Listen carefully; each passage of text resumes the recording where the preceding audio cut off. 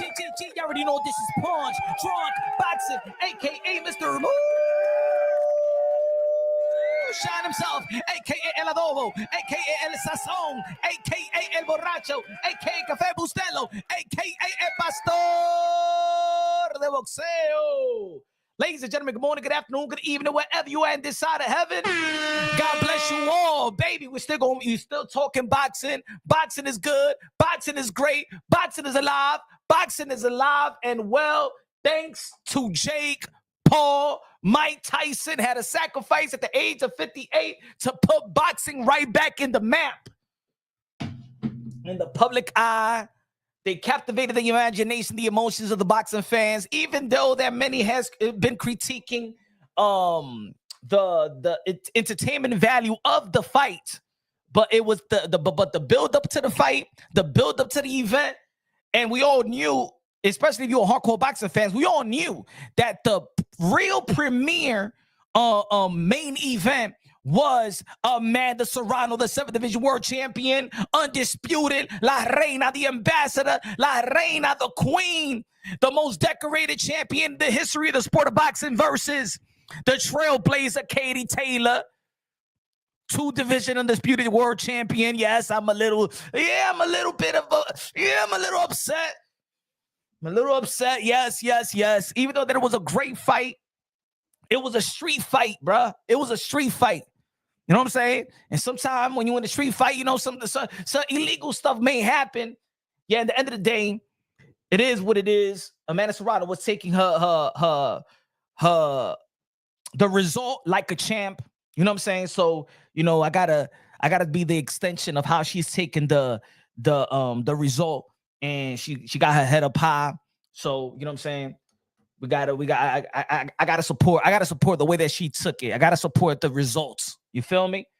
Not support the result, but support how she's taking the results. But it doesn't end here. It doesn't end this past Friday. Dallas Cowboy Stadium, 65 million on Netflix views, 70 plus fans, 70 plus K-thousand fans out there. The atmosphere was wonderful, was beautiful. The best experience, one of the best experiences I ever had in my life. Aside of my kiddos being born, man, that's probably one of the best experiences I ever had in my life. Good looking out, Amanda Serrano. Good looking out, Jordan Maldonado. Good looking out, Most Valuable Promotions. Smash that like button, ladies and gentlemen. Smash the like button. Smash the like button. Woo! But every time when something finished, we always asking in the sport of boxing or anything, right? What's next? What is next? What is next for Jake Paul? 27 years old, still young. What is next for Amanda Serrano? What is next for Katie Taylor? Katie Taylor's 38 years old. Amanda Serrano, I believe 35, 36 years old. But let me see it like this. I don't even think they need to look at nowhere else but each other. I don't think there's no other fights for Katie Taylor or Amanda Serrano. I think they got to keep on elevating. Look, we have Muhammad Ali versus Joe Frazier trilogy. You know what I'm saying? We did have even Manny Pacquiao Marquez trilogy or quadruple fights. We need this fight. I believe that this fight, especially right now, because there's still people that feel like Amanda Serrano won. Now, this time, way more people feel like she won. In the first fight, it was like, yeah, she won, but everybody loved the fight. They loved the fight, this fight, but it was a more rough and rugged. The first fight is like, man, it could go either way. The fans win. The second fight, the fans win again. But more people are saying that Amanda Serrano won. See, it's almost like the Manny Pacquiao versus Marquez. Like, it was so close, we don't know who won. Like Triple G and Canelo Alvarez had the trilogy. It was way too old. But I don't think that there's any fight for Amanda Serrano that's going to give it the type of payday that she deserves. And Katie Taylor as well. I'm not saying that they can't do great in their own respective shows with other opponents, but this is the beginning of the phenom of women boxing. Really, the phenom of women boxing. Back in the days, we had Layla Ali. Yes, we had the Christy Martins of the world. You know what I'm saying? But this right now, this is real the beginning of the phenom, especially in Netflix. Everybody watched this event. Everybody watched this event, and everybody talking about Amanda Serrano and Katie Taylor. But I think a lot of people has given people are very, very intrigued with Amanda Serrano more than any other time in her career. Why not do it again? Amanda Serrano wants the trilogy. Katie Taylor's open for the trilogy. But the great thing about it is that I hope that Katie Taylor is a woman, is a woman of a word. You know what I'm saying? Because she did say, leading up to the fight, that she's willing to do 3-minute rounds. And can you imagine Katie Taylor and Amanda Serrano for 3-minute rounds? If look at the action that they look at the action per every second of the fight is action. Every second of every round is action. This is the most, in two of these fights is the most interesting. Look, when they fought 2 years ago, it was probably the fight of the year. This year is probably the fight of the year. Why? We're winning as boxing fans. Regardless who you pick, regardless if you think that Katie Taylor won, regardless if you think Amanda Serrano won, we win. We never lose with Amanda Serrano versus Katie Taylor. We never lose as boxing fans. We never lose. But I believe that this is the fight that needs to take place. And and if you see the thumbnail, I could see this as a Puerto Rican Irish clash. Yeah, great element. You already know that Jake Paul, you know what I'm saying? He spends a lot of time. He lives out there in Puerto Rico. Amanda Serrano is la reina de Puerto Rico. And then I added Xander Zayas. Xander Zayas is Puerto Rican. How about Wash? Wash and Xander Zayas been performing the Hulu Theater. You know what I'm saying? This is their home as well. And then Katie Taylor, she lives out here in New York. So Madison Square Garden, I would love this to be in a stadium, but let's just say Madison Square Garden, Ireland versus Puerto Rico. We could do it in Puerto Rico Day Parade, or we could do it in St. Patrick's Day. And I think if for Katie Taylor, she will want this fight even sooner or later. Why? Because the cut, it will be fresh. I know she got a little bit of a cut too, but not a cut quite like Amanda Serrano. So if she rushes Amanda Serrano, get her back in the ring. St. Patrick's Day, it'll be lit, or Puerto Rico Day Parade, or in the middle of that, right? In May, late May, I think it'll be great. Conor McGregor, one of the face of combat sports. Shy in the building was good, Shy. Shy said, I'm all for the trilogy, but it needs to be clean and fair. You know, I to be honest, even in the trilogy, Shy, I don't even think it's gonna be clean. But I think they both could take the dirtiness that it comes with it. Even though that, of course, I felt like Katie Taylor was doing it on purpose. And I know that Amanda Serrano took it to Twitter earlier today, and she wanted to apologize. But you know what I'm saying? Like Amanda Serrano was so nice. She's so humble. You know what I'm saying? She never ruffled feathers. She's she is queen personified, right? But that doesn't mean I can't talk. That doesn't mean I can't say how I feel. No, I gotta tell how I feel. No, Amanda, don't apologize. Because Katie Taylor wouldn't apologize. Yeah, sometimes Amanda Serrano is just too sweet for her own good, too humble for her own good. No, don't apologize, even though that. Amanda Serrano can apologize, but that doesn't mean I gotta apologize and stuff like that. No. But shout out to Amanda Serrano. She took it to Twitter and she said, hold on, let me see. Let me put it what she said. Hold on. Give me a second. Smash that like button on your way in. Hold on, because I did. Hope everybody having a good weekend. Hold on. Damn, where's that? All right. Amanda Serrano said, congratulations to Katie Taylor in her decision. In her decision win. Tempers are flared when you're in the heat of battle and you say things you shouldn't say. I'm not one to ever disrespect an opponent, and these were never my intentions to Katie. She and I are cool outside the ring and the best dance partners in the ring. In no way should I ever have said she did it purposely. It's her style that makes for them. Well, she was asked. And she says yes. She was asked. She didn't really come out. She said she was headbutting me on purpose. She was asked, was it on purpose? Did she feel that it was on purpose? Which I feel like her answer was right on the money, right? But this is what she's saying now. You know, when she's, thought about it, day or two has passed. It's her style that makes for them. I'm not perfect, and though I try my hardest to be the nicest person I can be, I'm human, and I'm a human being. Emotionally hurt can sometimes misguide you in what you say. I'm okay. I'm healthy, a bit bruised and cut, but still blessed beyond belief. We both came out with our health intact, and that's what I prayed for. Whenever our teams can agree on the trilogy, I'll be ready. I hope you guys all enjoy women's boxing at its highest level. She's so humble. Sometimes I wish, no. Sometimes I'll be like, Amanda, sometimes I wish you bring that Brooklyn Boricua out of you, right? Mira, puta gringa. Mira lo que me hiciste a mí, headbutting mi puñeta. Mira lo que me hiciste, estúpida craquera. That's just certain things I would like for her to say, you know what I'm saying? But I know that that's not her, you know that. But I would like for her to say sometimes. But she gets a lot of props, you know. She got a lot of props for being the person that she is, you know what I'm saying? Like, not everybody going to have that type of trash talk. And to be honest, I don't want her to have that. I don't want her to actually trash talk like Clarissa Shields anyway, you know what I'm saying? Because that's what makes Amanda Serrano not only beautiful in the ring, but beautiful outside the ring. And that's what makes her so approachable, so much like with the youth. Everybody loves her in Puerto Rico, in Brooklyn, New York, in the combat world. You know, she takes her wins like she takes her defeat, even though that she didn't get defeated, right? We all understand, you know what I'm saying? And like I said yesterday, and I did a video. I don't think that the judges stole her moment. I think that the fans, the 70,000 that attended the fight, made sure that her moment wasn't stolen. Because before the fight, she was saying, this is my moment, a moment that she's been waiting for a whole life. Remember, Amanda Serrano was moving up 3 divisions up, not 2, not 1, not 2, but 3 divisions up. And she still hurt Katie Taylor in the first round. So I'm just saying, man, and I'm going to keep on saying this. If this was 3-minute rounds, let me say it like this, man. I don't think that Katie Taylor could survive an Amanda Serrano for 3 rounds.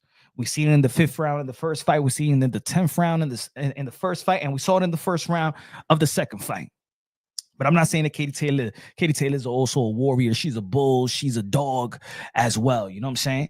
I know that she was going to come to fight, and it's true. This is the best dancing partner. And at their age, I don't think why go into training camp just to fight? You know, I think right now, they paved the way for women boxing. They've done so much. They're treasures to the boxing world. Like I always say, Amanda Serrano is a treasure, but also Katie Taylor is a treasure around the world, man. She set the tone for fighting for women, to get the women in the Olympic Games. So she's done so much in the sport of boxing. I just don't think I think they got to do it again. If they're gonna fight again, it just got to be Katie Taylor versus Amanda Serrano. And now, see, they got the hardcore boxing fans intact with the first fight. Madison Square Garden sold out. Now you truly have the world. And yo, there's so many messages that you're seeing in X, formerly known as Twitter, IG. You can see it in the comment section. You can see it in YouTube. You can see it from boxing content creators, independent media, a lot of fans, a lot of women. A lot of women are into Amanda Serrano and Katie Taylor. They wasn't even into the sport of boxing. That's number one, let alone women boxing. But because of the style of Katie Taylor and Amanda Serrano, see, like shout out to all the ladies and stuff like that. Not everybody got that style. Not everybody meshes up real good. This is the perfect partners right here in the sport of boxing. So if people love the first fight and people love the second fight, what you think how people gonna feel in the third fight? See, now they got the casuals and the hardcores. They got the casuals and the whole hardcores. There's so many people out there that I was hearing in the stadium. You know, a lot of people felt the hardcore felt that they was going to steal the show, which we all knew. The hardcore boxing people knew they was going to steal the show, but the casuals didn't have too much of an idea of what was going to happen with Katie Taylor and Amanda Serrano, right? Now they know. And look, I put this live and I said this will shatter the records, will set a record. I truly believe that Jake Paul versus Conor McGregor and having Amanda Serrano versus Katie Taylor, that alone is going to shatter records. If you put Amanda Serrano and Katie Taylor alone and let them have their own event like they did in the first, when they did sold out Madison Square Garden, they will sell out Madison Square Garden once again. And I know there's people that would like to take that fight to Ireland. I think that would be great for Katie Taylor, but Katie Taylor got a lot of Irish fans out here in New York City as well. Why not do it over here as well? You know what I'm saying? Oh, again. And by the way, look, and this is why I feel like it. A lot of people say, all right, Katie Taylor is the champion, but I do believe that Amanda Serrano was the one that dictate this fight, these negotiations. I'm not saying negotiations in terms of how much this one's going to get paid and things of that nature, but if it wasn't for Katie, if it wasn't for Amanda Serrano, and she got a lot of flack for it, a lot of people was mad at Amanda Serrano the first negotiations, right? If it wasn't for Amanda Serrano going with her guts and pulling out from the fight, because around that time, Jake Paul wasn't around. Around that time, Jake Paul was not around. So shout out to Jordan, her manager, her brother-in-law is one of the smartest dudes in the sport of boxing. That was the smartest gamble, maybe in the history of the sport of boxing. And right there now, where Amanda Serrano is at right now, that might be the smartest move in manager boxing history, bro. She pulled out of negotiations with Katie Taylor that was looking at what at first it was like 75,000, then 100,000, 120,000 and stuff like that. She was going to get paid. And she was going to come home with all the taxes and stuff like that. Probably she's going to come home with like 50,000. The first fight, if it wasn't for Amanda Serrano pulling out from negotiations, right? And if it wasn't for Jake Paul as well, coming into this entity in the sport of boxing and putting Amanda Serrano under his wing and having a couple of fights and stuff like that to garner and entice the fans and introduce the boxing, another world to Amanda Serrano, right? And Amanda Serrano introducing her skill set to the Jake Paul world. This fight that we love so much, this fight that sold out Madison Square Garden the first fight, this fight that 70,000 people loved in attendee, and the 65 people that watch on Netflix and the illegal streamers. So you already know this shit went like 100 million views, right? And then the reels, the replays, the highlights that everybody is sharing. Can you imagine? It's probably like 1 billion views, right? If it wasn't for Amanda Serrano, as much as Katie Taylor is the champion and she's been a trailblazer in its own right, this fight that we love so much was going to be in the backyard of Eddie Hearn's house as the co-main to Povetkin versus Dillian Whyte. And I could never forget that. That's why I was so supportive of Amanda Serrano pulling out from that fight. If it wasn't for Amanda Serrano pulling out of the fight the first time around, this fight was going to be in the backyard. In the backyard, literally. I don't know if y'all knew this. You know what I'm saying? For the new people that probably wasn't paying attention to women boxing, wasn't paying attention several years ago when Amanda Serrano and Katie Taylor was in the first negotiations. If Amanda Serrano didn't pull out from the negotiations, this fight was going to be in the backyard, literally in the backyard of Eddie Hearn's house. Amanda Serrano and Katie Taylor. These girls was not going to get nothing near $1 million, nothing near $500,000, nothing near $300,000. She was going to have in her pocket probably $50,000 or $45,000. With all taxes, all fees, all belt fees. No, well, the girls don't pay the belt fees and stuff like that. But of course, the sanctioning fees, I think they do pay something. They got to get money out of somewhere. So that was the smartest move in boxing history. You always talk about that, when we talk about fighters and they win, we always say that that fight aged well, right? Well, Amanda Serrano pulling out from the negotiations of Katie Taylor, Eddie Hearn, Matchroom Boxing, all that aged very, very well. The smartest move probably in boxing history. The smartest move in boxing history. You know what I'm saying? Of course, we got to give a lot of credit to Floyd Mayweather as well. Floyd Mayweather that bought himself out from the top rank contract is also the smartest move, one of the smartest moves in boxing history, believing in yourself, right? Betting on yourself. Amanda Serrano betted on herself. And that's why I say that she's the queen. She's the trailblazer. She's the one that set the tone. She's the one that took the risk. Even when she didn't have to take the risk, she's still taking the risk. because she's the one that a lot of, let me say it like this, and shout out to all the ladies, shout out to Alicia Baumgartner, shout out to Michaela Mayer, shout out to Estrada, shout out to Chantel Cameron, shout out to Reese, shout out to Eric, shout out to all the ladies, shout out to Christina Cruz, shout out to Fundura, shout out to all the ladies, right? But a lot of these ladies do always talk about 3-minute rounds. But it was Amanda Serrano that actually sacrificed her strap, her belt, her WBC, because Mauricio Sudamon, the president of the WBC, did not want the 3-minute rounds for the ladies. To this day, Mauricio Sudamon of the WBC does not want 3-minute rounds for the ladies. So what Amanda Serrano did, right? Undisputed crown. She dropped her WBC so she could fight 3-minute rounds. She the one that sacrificed. She the one that put her money where her mouth is.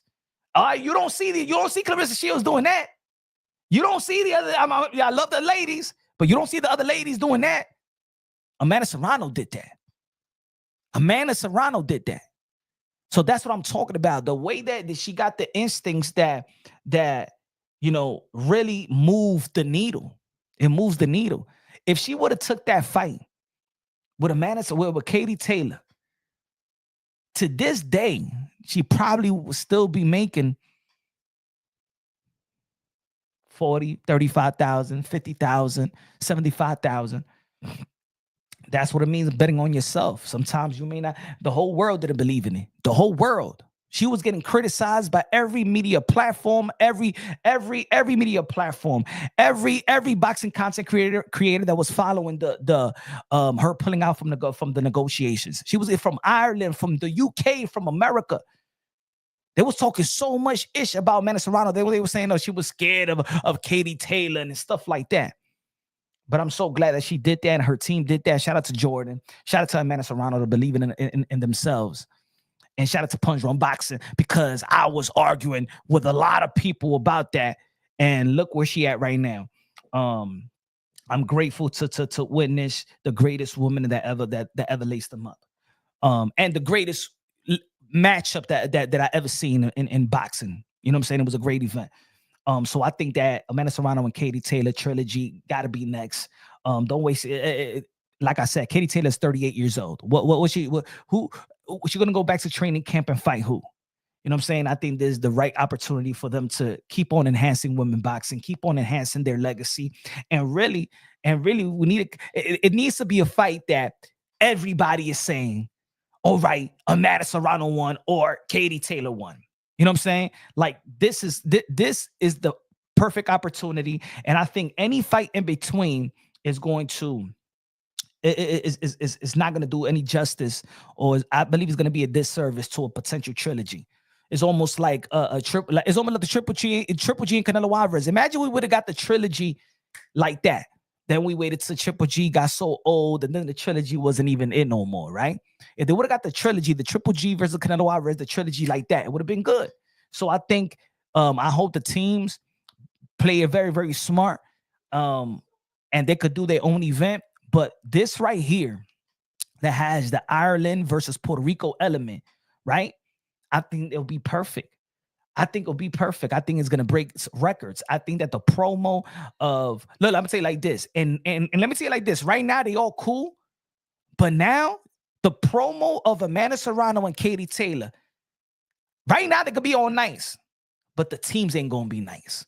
I'm going to let you know right now, the teams ain't going to be nice. No, because now did you see after the fight? Did you see how there was going to be a brawl? There was going to be a fight. Shout out to Nakisi. Nakisi was going to fight Eddie Hearn. Jordan was going to fight Eddie Hearn. Everybody was it was going to be a war in the ring after the fight. So now this is chippier more than ever now. Eddie Hearn was throwing gestures to Nakisi, most valuable promotion CEO. Nakisi was about to duff him up. I don't know if a lot of people saw that, after they announced the winner, there was going to be a brawl. It was going to be a brawl. The securities had to come and break them up and stuff like that before they did the post-fight interview. It was crazy. It was going to get crazy. So leading up to the fight, to be honest, ain't going to be no nice. I don't think, right? Amanda Serrano, she is, she's sweet, she's nice. But if the trilogy, you really going to see a a promo that's going to be highly chippy with the team. Watch. You're going to see. If y'all don't know Nikisi, y'all go. I think he's going to highly voice his opinion about Eddie Hearn. Eddie Hearn going to say what he has to say. The corner of Katie Taylor going to say what they got to say. Serrano team's gonna say what they're gonna say. I'm gonna say what I gotta say. Punch Drunk Boxing, aka Mr. Moonshine. I'm gonna be lit, but it's gonna be chippy. And then the promo of Jake Paul and Conor McGregor, two of the best mouthpiece in combat sports. Can you, if y'all thought if y'all thought that Mike Tyson and Jake Paul, because Mike Tyson really wasn't saying too much. I think everything was more of an illusion. The pad work, the training. So since Mike Tyson, he captivated the imagination, the emotions of the boxer fans, and him being a immortal, we always think that he is the baddest man of the planet. It doesn't matter what Mike Tyson does, right? Even after the fight, I still think that Mike Tyson is still the baddest man of the planet. I don't know. As a Mike Tyson fan, I'm just stuck in an illusion or perception. See, I gotta be honest. I gotta be honest. I always have an excuse for Mike Tyson. My whole life, I always had an excuse for Mike Tyson. That's just me being a Mike Tyson fan. I think you know when they say fanboy, yes, I'm a fanboy of Mike Tyson. Yes, I am a fanboy cold-heartedly. I do believe, look, I'm one of those guys that believe if Custom Model never died, I believe that Mike Tyson would never would have lost. I believe that Mike Tyson didn't violate it, Desiree Washington. I believe that, it was unjust. You know what I'm saying? I think that when Mike Tyson bit the ear of Evander Holyfield, that damn it, Evander Holyfield had it coming to him because he was headbutting Mike Tyson all day long, and Mills Lane ain't do nothing. And to be honest, I wanted Amanda Serrano to do the same thing. Yeah, when I was watching the fight, and then like in the 4th, 5th round, I'm like, Amanda Serrano. Damn, bite the ear of Katie Taylor like you don't feel the spirit of Mike Tyson. Bite the ear of Katie Taylor. She's headbutting like you like crazy. Like Evander Holyfield is headbutting Mike Tyson. Put some sazon and adobo in the ear of Katie Taylor and bite that ish. She's headbutting you. Oh, yeah. I got to be honest. What's good, Rap Star Boxing Out of the voice of the UK, London? When Mike Tyson fought Lennox Lewis, I was the one that was saying, I was one of those guys that was saying, nah, Mike Tyson was drugged. Nah, Mike Tyson was drugged. And now this time with Jake Paul, I'm like, nah, if Mike Tyson didn't have that knee injury, it would have been a whole different fight. Now it would have been a whole different fight. He just had a knee injury. If it wasn't for the knee injury, you crazy, man. He would have done way better. Yeah. Leave me with my illusion and perception, damn it. Leave me with my illusion and perception. Why not? Y'all act like y'all ain't the same. Y'all don't do the same with y'all favorite fighters. A lot of people do it. Y'all want to be fanboy and stuff like that. Yes, I have my illusion and perception, damn it. Yes, I believe that Mike Tyson never would have lost if Custom Model would have never died. I believe that Mike Tyson never would have got robbed if Custom Model, or I believe that Mike Tyson never would have got robbed off all his money if Custom Model was still alive. I don't think so. I believe that Teddy Atlas is just mad at Mike Tyson because his family, his relative really liked Mike Tyson, and she wanted a piece of Mike Tyson when they was teenagers. I don't believe that Mike Tyson violated the niece of Teddy Atlas. I believe that his niece wanted the big bag of Rebla. I'm sorry. I just don't think that Mike Tyson do anything wrong. Me pasé ahí.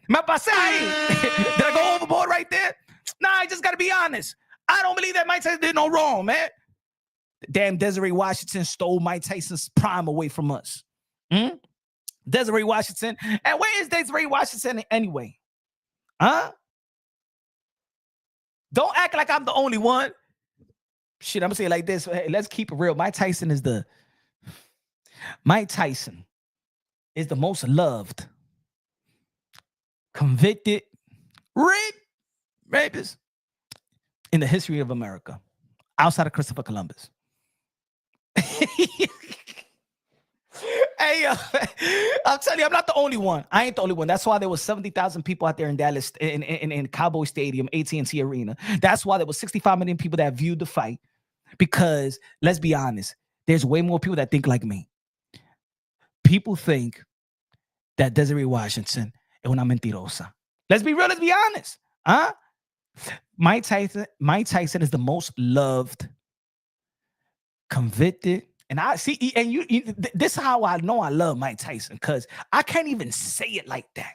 Like, I don't believe he did it. So for me to say he's a convicted,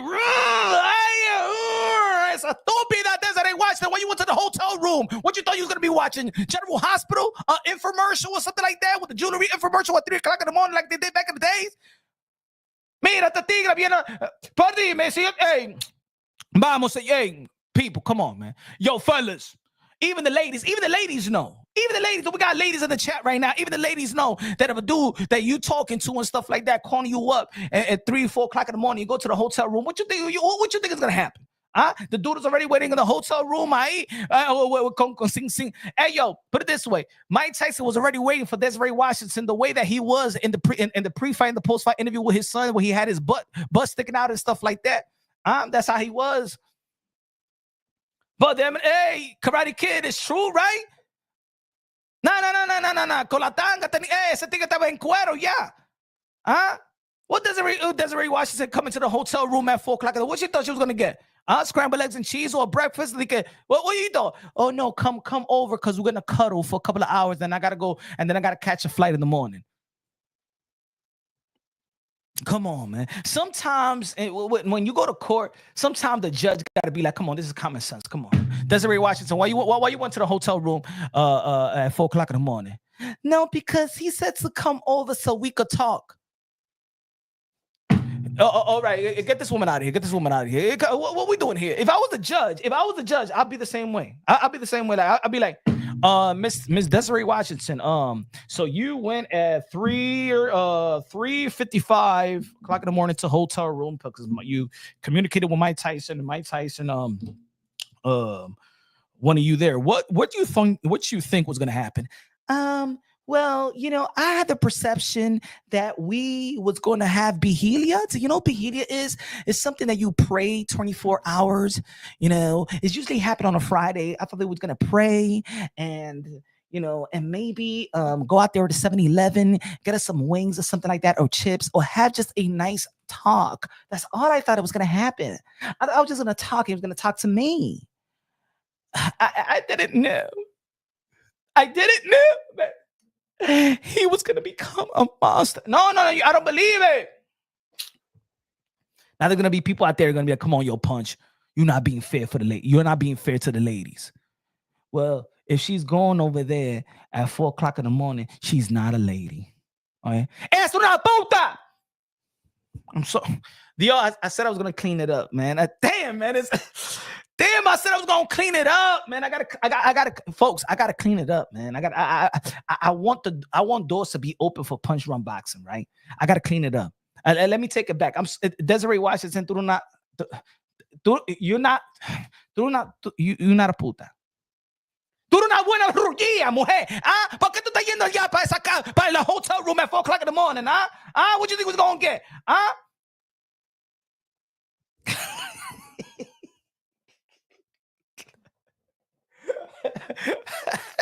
She wanted. That's how Boxing Dollar said. She wanted to make love, but he said, "Nah, I'm gonna have you, girl." Nah. You know what it is? Nah. What happened was that when Mike Tyson was finished, he was like, I'm gonna my driver could drive you home, but you're not gonna cuddle with me. I gotta go take a flight, but I thought that you loved me. I'm sorry, baby. I just, what I'm saying? Like, all right, that's it. You did what you had to do. I want to go to sleep, and I don't like to cuddle and stuff like that. You know what I'm saying? I got to work out in the morning. But why? I want to stay a little longer. I want to cuddle. I love these white sheets in the hotel. Look, woman. Look, it's like I told somebody in the future. And Mike Tyson, he said, I don't do interviews with women unless I fornicate with them. So he don't want to talk after. That's it, woman. Woman, you came out 4 o'clock in the morning. What you expect? As a matter of fact, what you expect Mike Tyson to look at you? Every man, come on, man. What you expect Mike Tyson to think about you? He's not gonna cuddle with you, man. He's Mike Tyson. He's traveling all over the world, man, paping everybody, man. He had an orgy out there in Japan. That's the reason why he lost. And now you want him to you want him to cuddle with you? Tu na puta, rugía que maldita sucia. You a scoochie, you a skank and a hoochie. Get out of here. And that's what got him mad. That's what got him mad. What? Because you know, I always say that boxing translates to life itself. All right. Look, ladies do it as well. Fellas, ladies, you do it. Let's be honest. Sometimes when you are in the moment, right?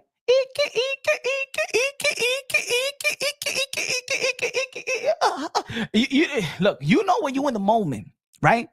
You say certain things just to get just because you're in the mood, right? You could say I love you to a stranger. Damn, I love you, right? Damn, I want to have a baby with you. How many babies you want? You know what I'm saying? Whatever. Sometimes, hey, I'm gonna come in you, baby. I don't care. I don't care. Yes. All right. You say anything, right? I want to marry you, baby. I want to marry you for real. Stop it. You crazy. Boom, when the milk pops in or the milk just squatter around and stuff like that, and that's it. You clean yourself. She goes to the bathroom. She clean herself. That's it. That's it. That's all. See, I'm a good friend. Sometimes my peoples that they have relationships and stuff like that, and we could be in a bar, we could be in a lounge, and then hey, yo, Punch, yo, you see that girl? Yeah, man, she want to talk to me and stuff like that, man. I think I'm gonna take it to the telly. Punch, what do you think I should do? I said, look, man, I know your wifey. Come on, you know what I'm saying? I'm Uncle Punch, man. I'm Uncle Punch. Okay, you know what I'm saying? If you do your thing and your woman catch you cheating on our time, then she ain't gonna trust me no more. You know what I'm saying? I'm Uncle Punch. The kids know me. The kids love me. The wife, I'm part of the family. I'm going to Thanksgiving. So what you gotta do, man? You're my man. Go to the damn bathroom, jerk that shit off, and that's it. You're gonna be good. That's it. You're gonna feel like you needed that. You know? He said, "Punch Hefner." Punch, show the picture. I'm like showing his butt. Yeah, I don't got the picture. Let me see. I can show the picture. True. Hold on. Let me see. Hold on. It's true. Wait. I'm sorry, kid. It's supposed to be a Sunday. We're supposed to be talking about, Jesus Christ stuff. You know what I'm saying? It's a Sunday. You know, people just coming out of church and we talking dirty like this. Hold on. Hold on, boy. Let me put that picture up. Hold on.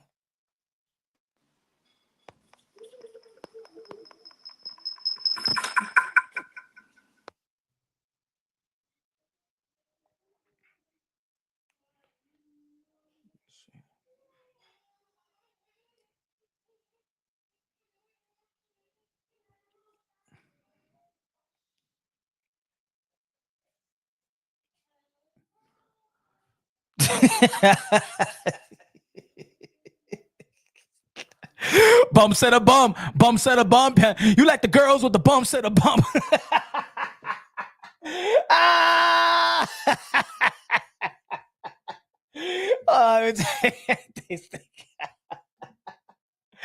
My God.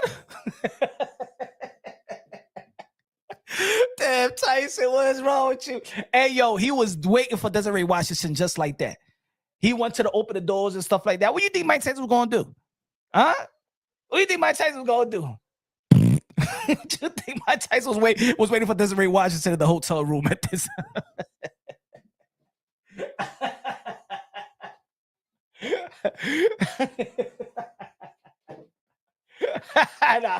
Damn, Chuck, you mad.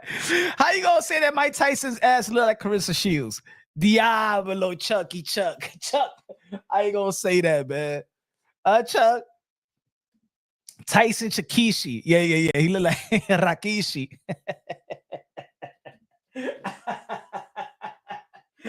Oh, yeah, man. Damn, man. like I said in the video earlier. Well, I said in the live earlier, yesterday. Not bad for a Sunday. He was selling crack. But yo, enough about his crack. All right. I'm proud of Mike Tyson. Yeah, I'm proud of Mike Tyson. I know a lot of people in the boxing world. Yo, Mike Tyson, yo.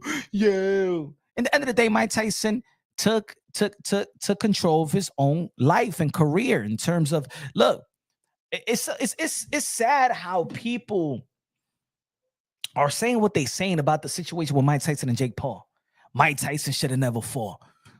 Mike Tyson is too old. Jake Paul is using Mike Tyson's name. Yo, I don't think nobody's using anybody. This is business. This is business. When you go to the gas station, do you say that when you pump gas that the gas is using you?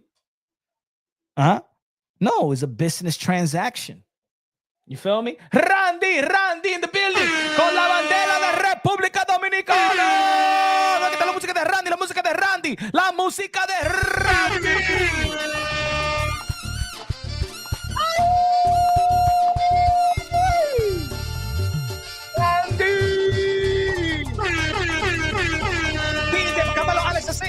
Música Yankee thing. What's good, Randy? What's good? He said, punch school. You wrong for that pick. I ain't wrong for the pick, man. That's Mike Tyson, man. Blame Netflix. Don't blame me. Blame Netflix, man. Imagine that cameraman. That cameraman was zooming on Mike Tyson. He was like this. Oh my God. Wow.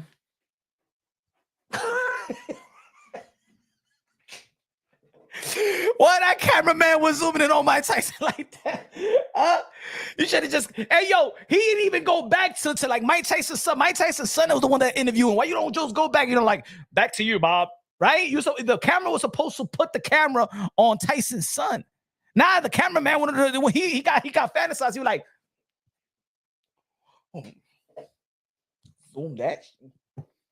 I'm gonna zoom it all the way. Mr. Tyson, you got a little shit crumb there. Did you wipe your ass real good when you finished taking this? Anyway. Oh, man. Hey, yo, that almost stole the show. If it wasn't for Katie Taylor and Amanda Serrano, Mike Tyson's butt crack was going to steal the whole show. That's it, because a lot of people ain't talking about Mario Barrios. They're not talking about the shoe Cameron. They ain't talking about the prelims. They ain't talking about nothing. What they was talking about was Amanda. Look, this was the highlight of Friday. Amanda Serrano versus Katie Taylor, the headbutt, the controversial decision. Mike Tyson and Jake Paul, and then Mike Tyson's butt crack. That was trending. Mike Tyson's butt crack was trending, and 65 million people watched it, and bunch of illegal streams watched it as well. 1 billion people saw Mike Tyson's butt for the first time. And I did he said, Chuck said, yo, Punch, the cameraman from Netflix was Josue Vargas. But yo, I dropped the video earlier today. And I think, and I'm gonna say it on the live. I don't know if y'all watched the video earlier in the day. What's good, bros? What's good, Savage in the building? Savage in the building. What's good, Savage? I did a video early on, and you know what? Since Mike Tyson, you know what I'm saying, he's still the baddest man of the planet, right? But we all saw that the fear factor of Mike Tyson is kind of gone, right? Like you know why I know the fear factor of Mike Tyson is gone? We saw how Logan Paul talked to him. That's the only part I didn't really like in the post-fight interview. I didn't like how Logan Paul said, man, Mike, I'll F you up. Damn. Like if he was, and you saw how Mike Tyson just stood humble, like, yeah. Like the fear factor, not for the first time, I think the fear factor of Mike Tyson is gone. You know what I'm saying? He's immortal. He's still legendary, but now the fear factor is gone. You saw the disrespect, even though when Jake Paul was respecting him, and they asked Mike Tyson was going to be next, anybody, I'll fight anybody. Maybe I'll fight the brother Logan Paul. He said, Mike, I'll F you up like that, and he said it like that, like who's him? Like, damn, man, you don't even respect Mike Tyson like that, like damn.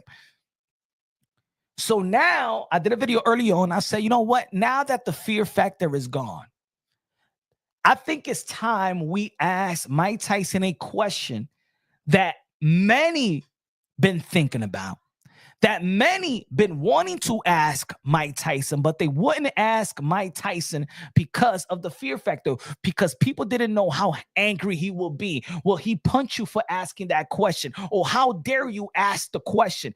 What is the question that many people wanted to ask Mike Tyson and never had the balls, the statistical fortitude, the statistical fortitude, the cojones to ask Mike Tyson, Mike, did you really mean what you said in the Lennox Lewis press conference to that journalist? Did you really mean that? Mike, was that jail talk, or are you gay, sir?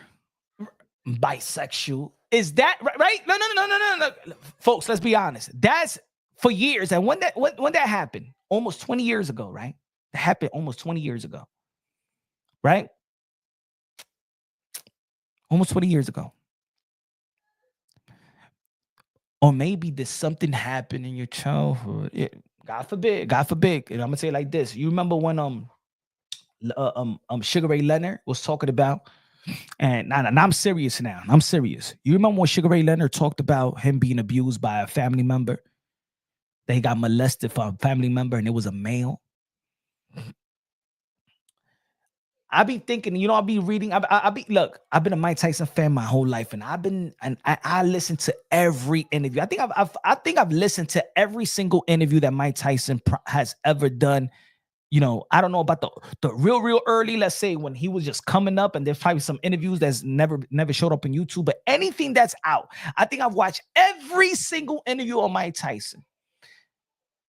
And several years ago, that's more than several years ago. This has to be more like 15 years, 15, like 16, 15 years ago. One of my friends, he was doing some music-ish. He had a music performance. And he had a music performance in an orphanage home, right? But this orphanage home, let me tell you like this, had most of these kids were a lot of the girls were lesbians and gays, or they was trying to be, transsexual, whatever, right? And a lot of them was, and this was because a lot of their parents kicked them out the house. They don't want them no more. They disowned them because of their sexuality or whatever, right? So I remember after the performance, and I'm like, damn, I feel a little bit uncomfortable, but I was there to support one of my friends that he's a singer, songwriter, and things of that nature. So they was talking. After that, it was downtown Manhattan, and they was telling their story, right? And I started the what you call it, the one of the heads was one of the heads of the program of the orphanage home was saying that 1 out of 8 or 10 boys never reports that they've been molested, right? So I'm thinking that maybe, like, I'm God forbid, but I think that he never was asked the question. But fast forward to that. Mike Tyson have said certain things that was like, when Mike Tyson told the journalist, I'll F you till you love me. Nobody questioned Mike Tyson right after that, because nobody wanted to ask him that. But maybe something happened. Let me know what y'all do. Y'all think that? Nah, it'd be this is 2024. Maybe it doesn't even matter, right? But Do y'all think that I am Mike, like the plátanos más duros? Mm? Whitney Houston was by her female cousin. That's crazy, man. Mike made boxing look bad by letting Paul beat him. No, it didn't. Nah, like for logic, why would you say that? See, there's people that's saying this. There's people that's saying this. Mike made boxing look bad by letting Paul beat him. How did Mike Tyson at 58 years old made boxing look bad? And still nobody, look, Mora said, and still nobody would ask him. Do you think that, what about you, Mora? What you think? But shout out to Mora. Shout out to Karate Kid. Mike made look bad by letting. I don't think that boxing. Look, boxing. What about everybody else on the court? Okay, put it this way. Mike, Life and Logic says Mike made boxing look bad by letting Paul beat him. So how did Amanda Serrano and Katie Taylor did for boxing? Let me ask y'all this question. For those of you that may think like Life and Logic, what did Amanda Serrano and Katie Taylor did for boxing?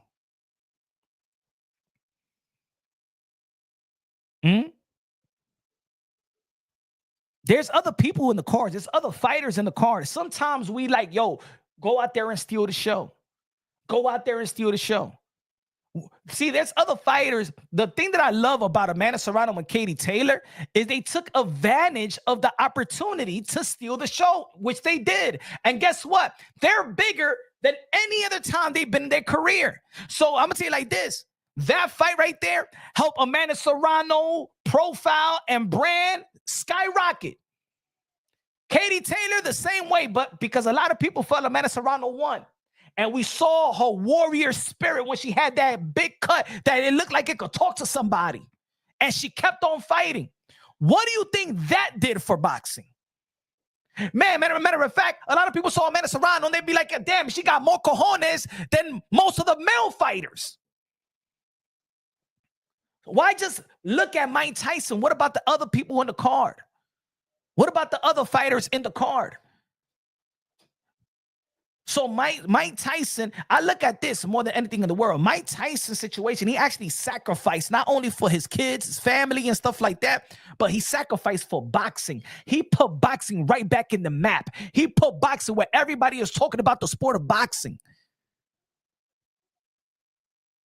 Matter of fact, thank you, Mike Tyson, because from one day, we're talking about that boxing is dying, and then on Friday, boxing has 65 million views on Netflix. Illegal stream went straight off the roof, and it was 70,000+ people in a stadium to watch boxing. It doesn't matter if it's Jake Paul or Mike Tyson. In the end of the day, that's a boxing content, a boxing fight, and people was there to watch boxing. Boxing. Life and Logic with a $5 super chat. He said, as a boxing fan, Paul versus Tyson didn't leave you disappointed? No, it did not. No, I'm not disappointed at all. Because I've been saying this since the beginning. I said that this is great for boxing. To the lead up to the fight, if you listen, my brother, good looking out, I appreciate you with a $5 super chat. I've been saying that we need Netflix in boxing because the American platforms are not investing in boxing anymore. It's not investing in boxing anymore.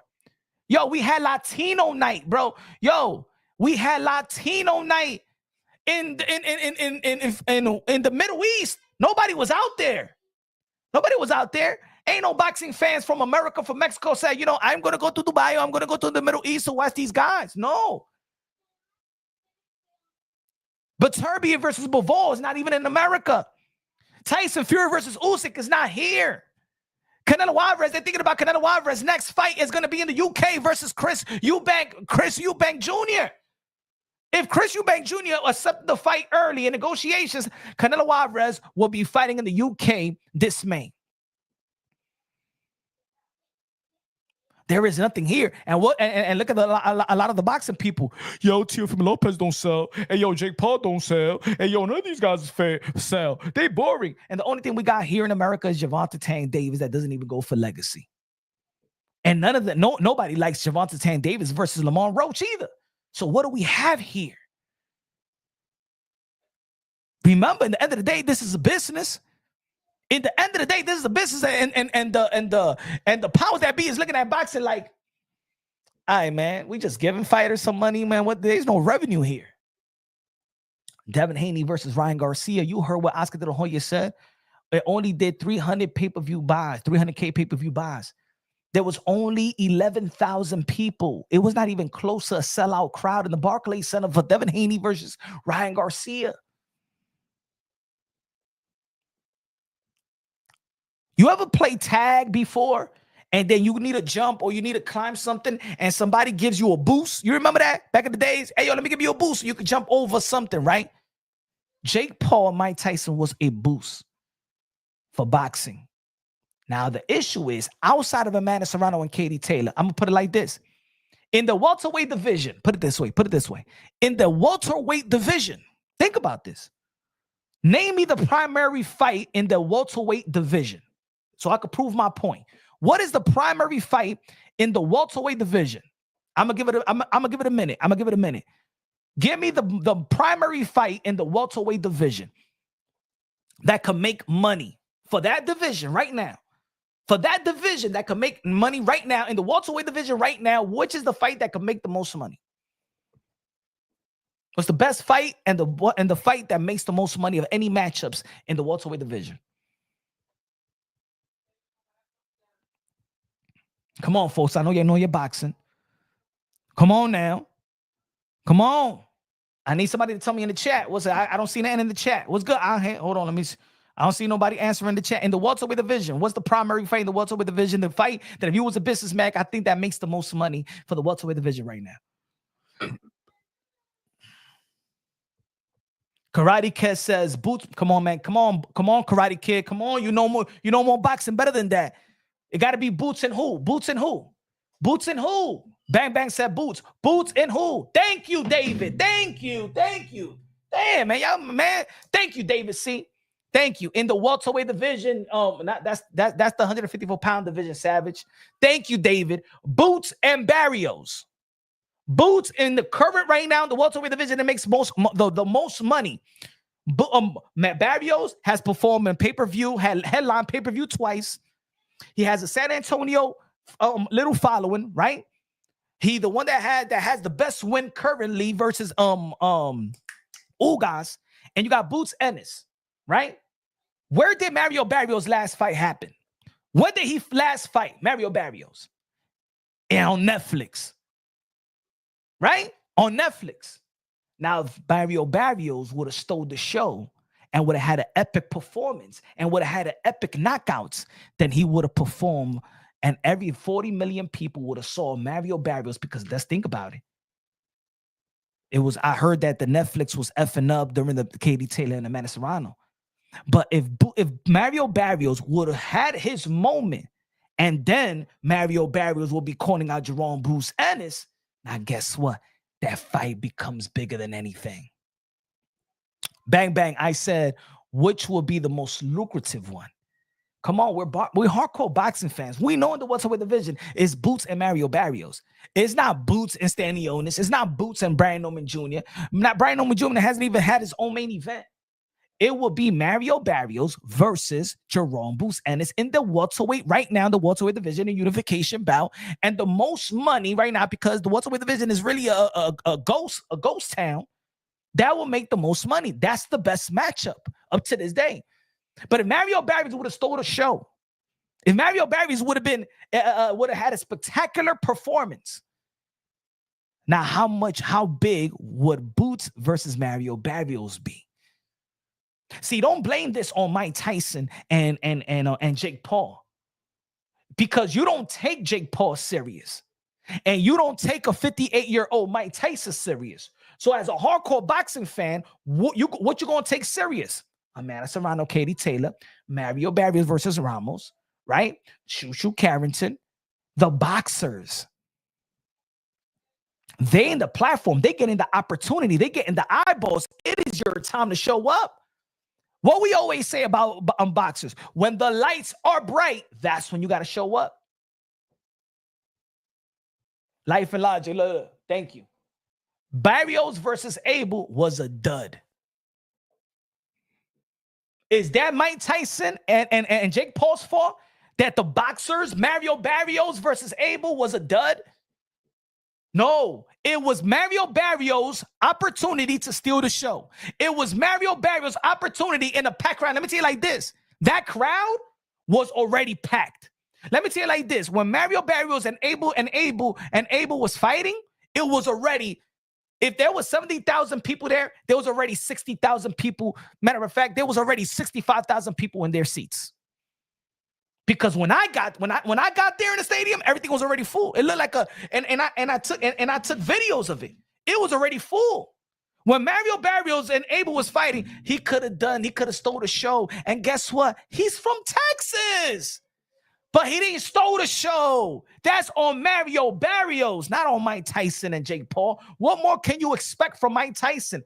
The illusion, that's the only thing that we expect from Mike Tyson. But we knew 58-year-old, but the illusion, because we love Mike Tyson. We hoping that he could do this. We hoping that he could turn back the clock, knowing that he can't turn back the clock.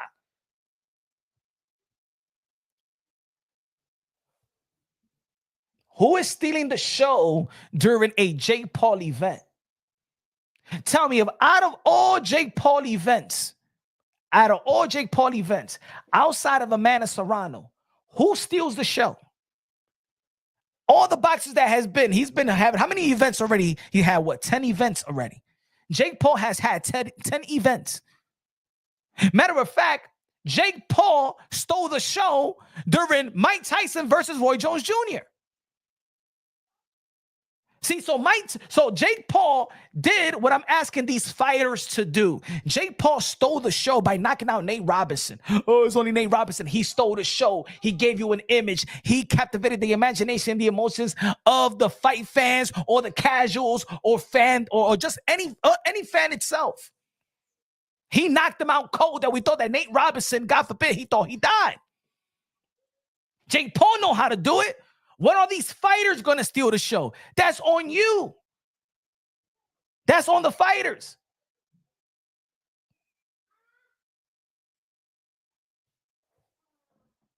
Thank you, Rex. See, yes, exactly. Tyson versus Paul was for entertainment, and the Serrano versus Katie fight was on a serious note. Thank you. And guess what? Amanda Serrano and Katie Taylor stole the show. So now Katie Taylor and Amanda Serrano is bigger than it would ever be. It was big when they fought at Madison Square Garden. It's bigger now. They stole the show. And now, what you think the trilogy is going to be? Let's be real. Let's be honest. Amanda Serrano trilogy. Amanda Serrano versus Katie Taylor trilogy, if it happens in 4 months, is one of the biggest fights in the sport of boxing. And I'm gonna go on a limb. It's the biggest fight in the sport of boxing. The biggest hardcore boxing fight in the sport of boxing is the trilogy of Amanda Serrano and Katie Taylor. Unless the Gervonta Tank Davis fight a guy like a Teofimo Lopez.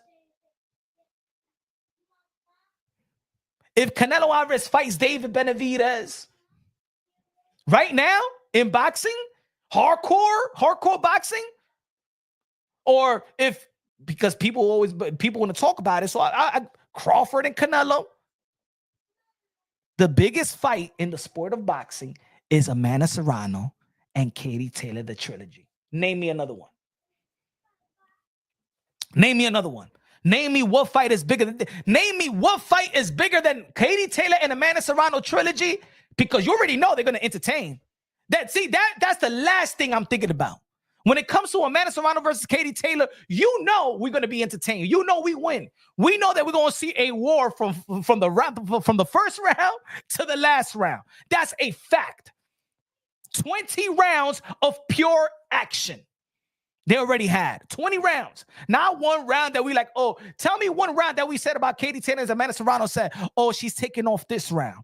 Oh, he's taking off, oh, she's taking off this round. Oh, this round was kind of boring.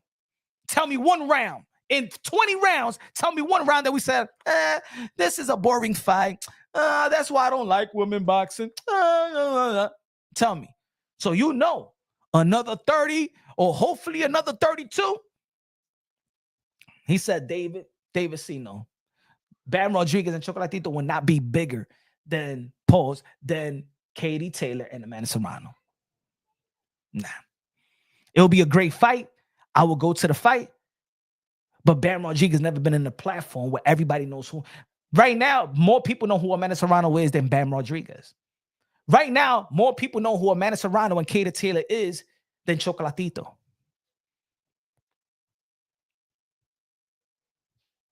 Tell me, come on, folks, help me out. If it's not Canelo versus David Benavidez next, if it's not Crawford or Canelo because of the illusion, if it's not Gervonta Tank Davis versus a Teofimo, tell me what's a bigger fight 2025 than Amanda Serrano versus Katie Taylor, the trilogy? What's a bigger fight? Because y'all know everybody's going to go.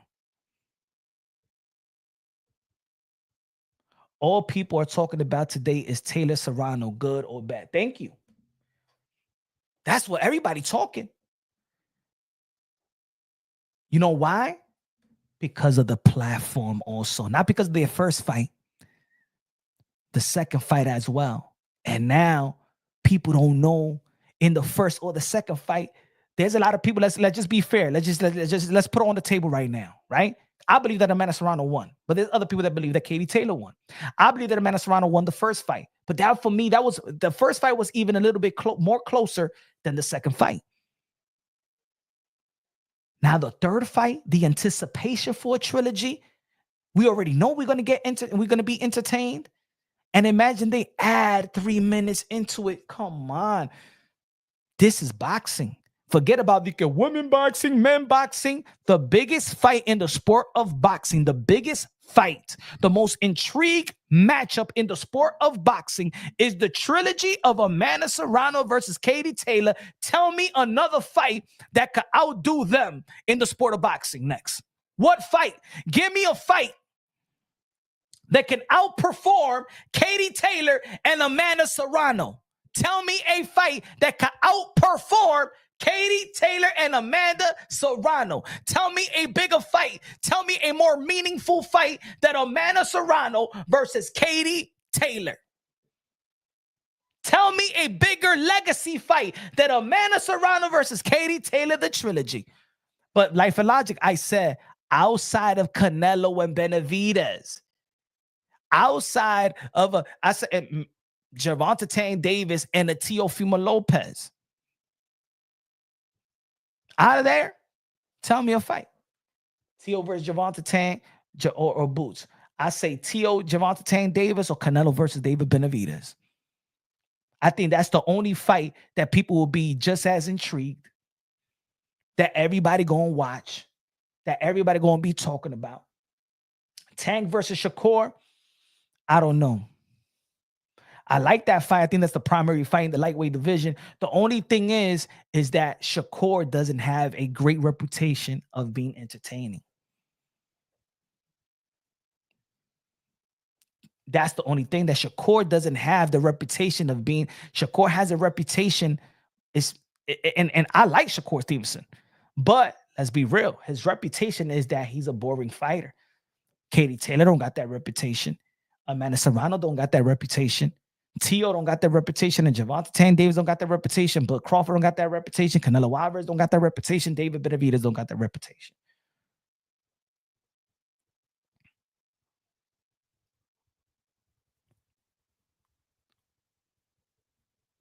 So you know what? Amanda Serrano versus Katie Taylor leads boxing, leads the hardcores.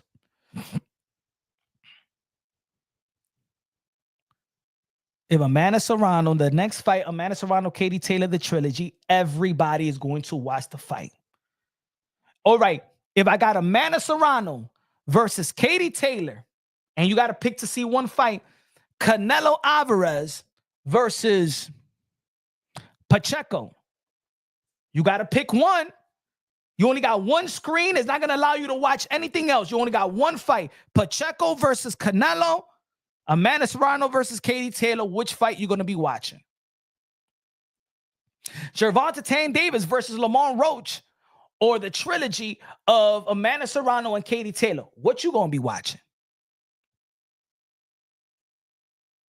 You only could pick one fight. Life and Life said, who's Pacheco? The ladies. Karate Kid said the ladies. Mora said Canelo. Mora said, yo, you will pick Pacheco versus Canelo? Then Amanda Serrano and Katie Taylor, the trilogy?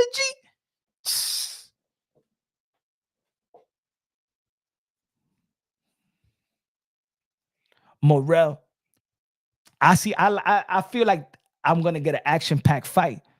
David Benavidez versus Morrell, right? But how was David Benavidez last fight? How was David Morrell last fight? You know what I'm saying? How was David, leading? You know what makes it a bigger fight is the momentum of both personnels. You got to have momentum. The reason why Bud Crawford versus Errol Spence was talked about by everybody is because Bud Crawford knocked out David Avanesian. Errol Spence broke the orbital bone of Ugas. It had great momentum. Sometimes the big fight that we want to see needs great momentum. Why Usyk and Tyson Fury didn't have that great momentum? My goodness, we hadn't watched an undisputed heavyweight bout in almost 25 years, a quarter of a century. How did Tyson Fury perform versus a novice Francis Ngannou? To be honest, I'm more mad of Tyson Fury versus Francis Ngannou than Mike Tyson versus Jake Paul. If I were to be a fan, to be honest, and if you saw my reaction after Tyson Fury and Francis Ngannou, I'm more upset. If anybody wants to be upset, you should be more upset of Tyson Fury than Mike Tyson at 58 years old. Who embarrassed the sport more? All right, this is for the people that feel like Mike Tyson and Jake Paul embarrassed the sport. Who embarrassed the sport more? For those who think that they embarrass Mike Tyson, Jake Paul, or Tyson Fury versus Francis Ngannou. Tyson Fury went from, I believe that Tyson Fury could probably beat every heavyweight from any era. Tyson Fury versus Francis Ngannou, man, what? And for me, that was the most embarrassing of this generation. His performance was the most embarrassing. You lost, and they gave you the win. In my opinion, you lost to a guy that never laced them up. And you the heavyweight champion of the world, the lineal. Thank you, David. That was pure embarrassment. Now let's talk about why I said the undercard. Xander Zayas versus Walsh. That's a good fight. We got to think about that. Xander Zayas, Puerto Rican, Walsh, Ireland. Conor McGregor versus Jake Paul. Jake Paul from live in Puerto Rico and stuff like that. And for himself, he calls himself El Gallo. He feels Puerto Rican more than anything else. Amanda Serrano was Puerto Rican. Xander Zayas is Puerto Rican. Now you got the Irish in McGregor, Katie Taylor, and Walsh. Wouldn't that be a great card in Madison Square Garden? Because ain't nothing like, I'm gonna tell you the truth. In Madison Square Garden, I've been to so many boxing fights. But it's something about when them Irish and Puerto Ricans clash. Put it this way, on this side of the pond. Look, y'all hear Puerto Rican versus the Puerto Ricans versus Mexico is a tradition. That's great in itself.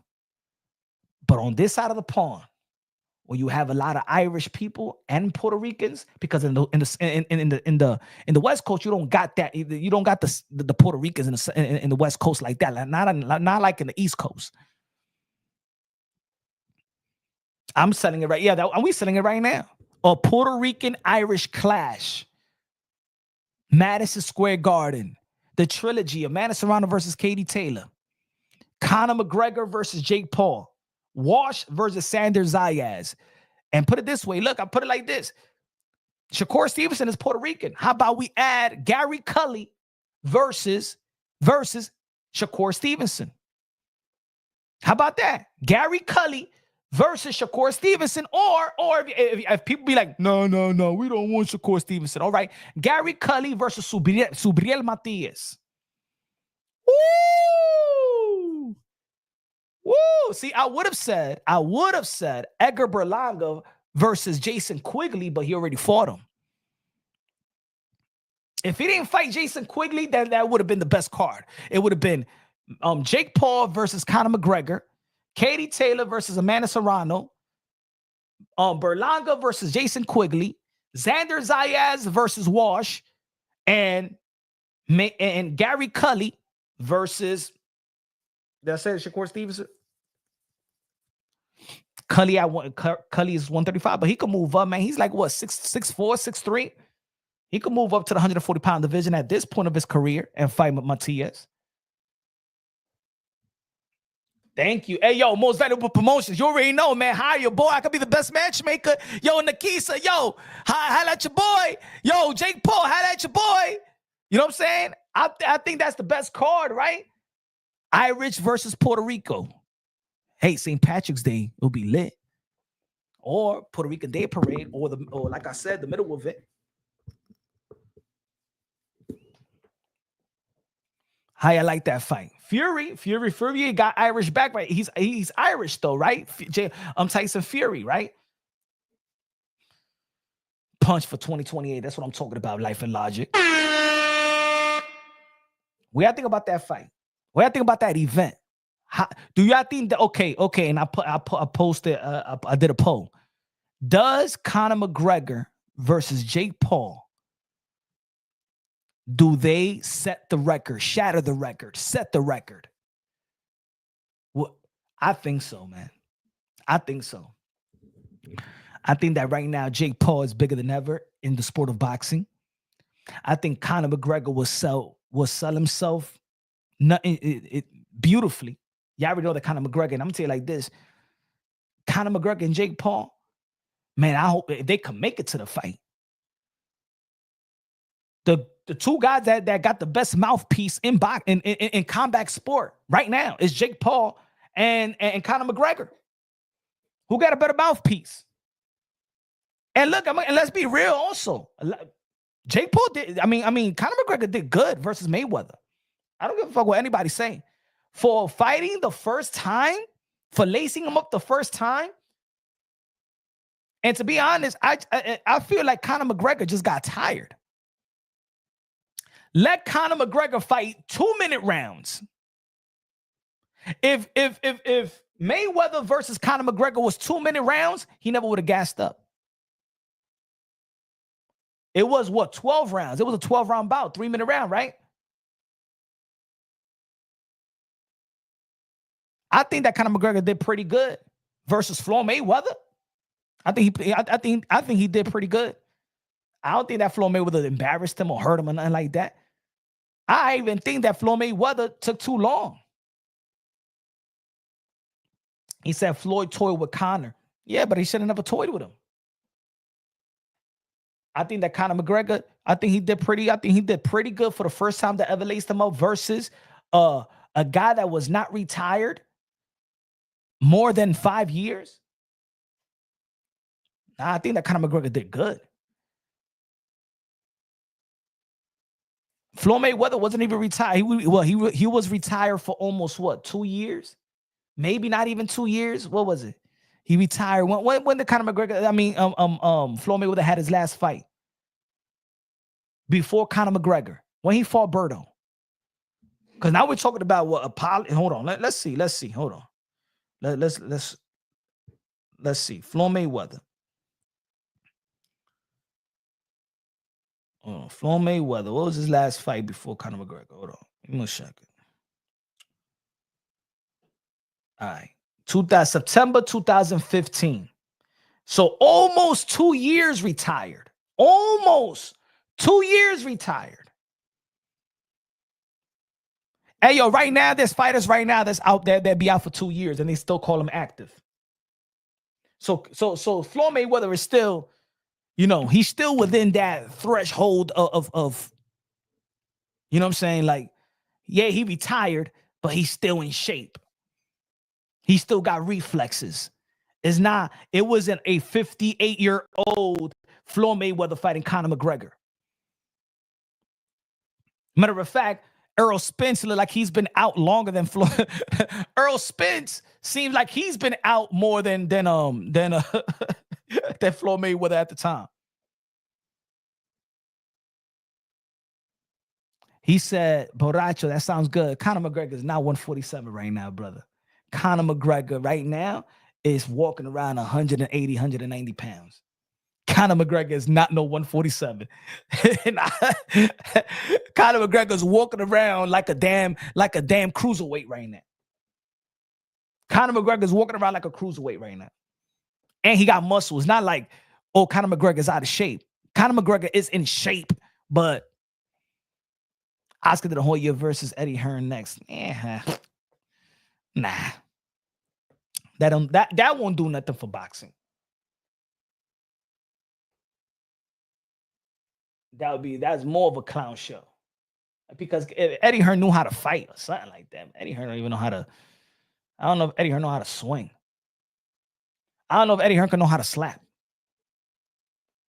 Now, Conor McGregor is not 147 right now. He cut weight but he's not 147.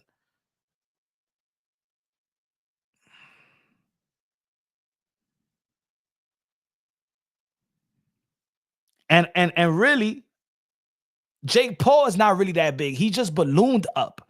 He's not really. This is the biggest that we ever seen. Jake Paul.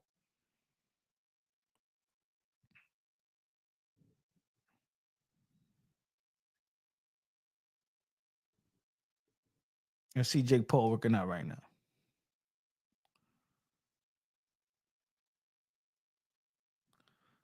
You see where he at right now.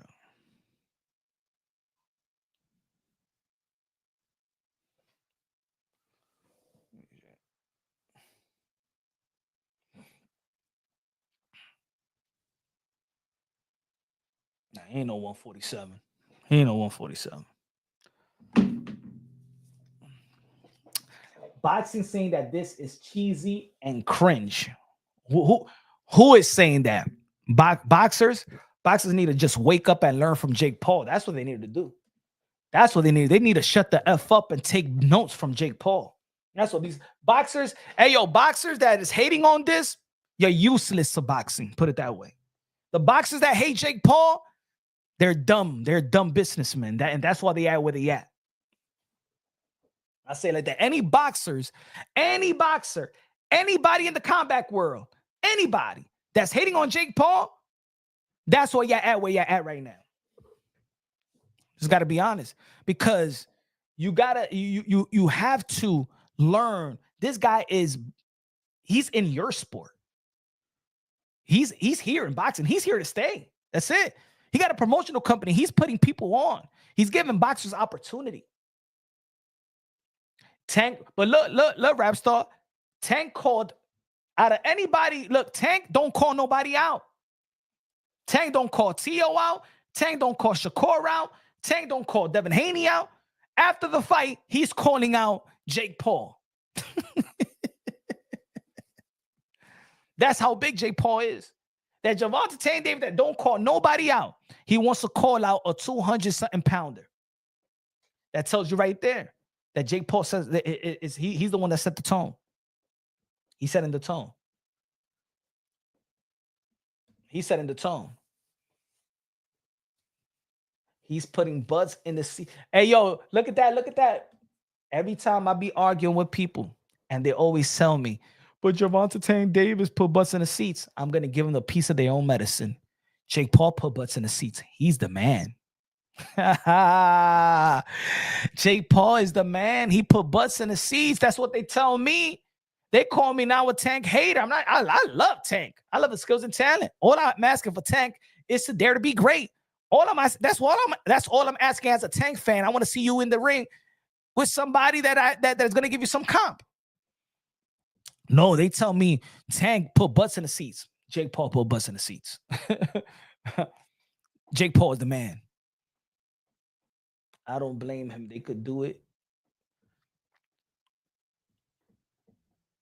Now people calling Jake Paul out. Jake Paul was the one that was calling people. I remember he made that list and he called out everybody that won Canelo, maybe Gervonta Davis, this person, that person. Now they're calling him out.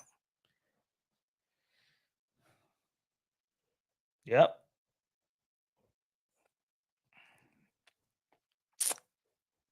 And he's not looking bad. He's not looking bad. He said KS and Rap Star Boxing said KSI is a bigger star in the boxing UK than most boxers are here. I haven't heard about KSI in a long time, to be honest.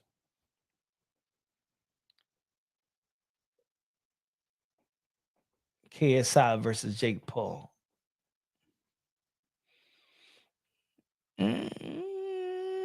I mean, maybe that's a good, you know. To be honest, I haven't heard of KSI like in a very, very long time. I even thought that he stopped. Like, I don't know. I haven't. It's not coming to America. He's not popping out here to the point that me as a casual is thinking about KSI.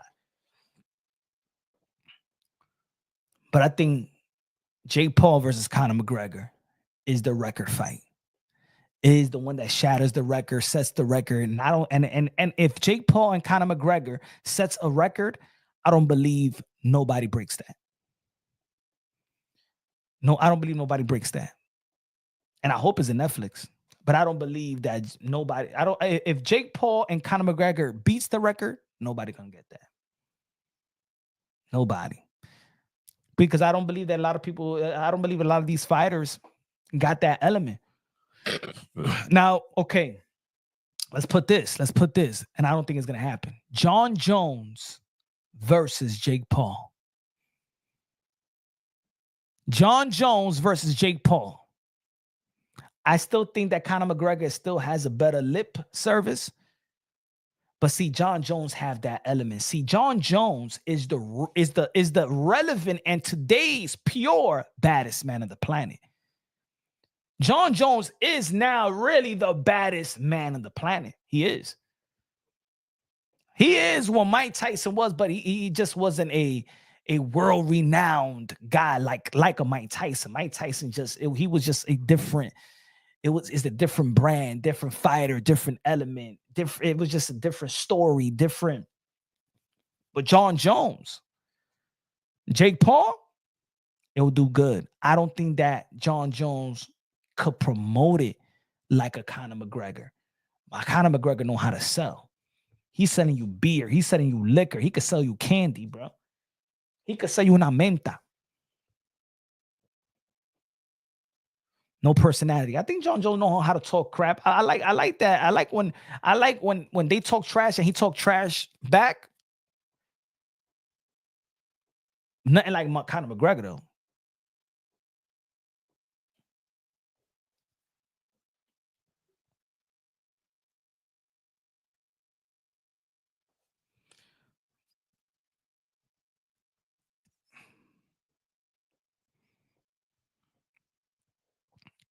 I think that I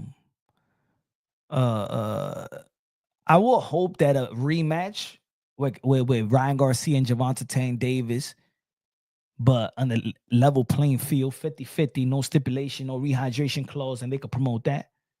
He said, Punch, Jon Jones can't trash talk if you talk trash to him. I don't know.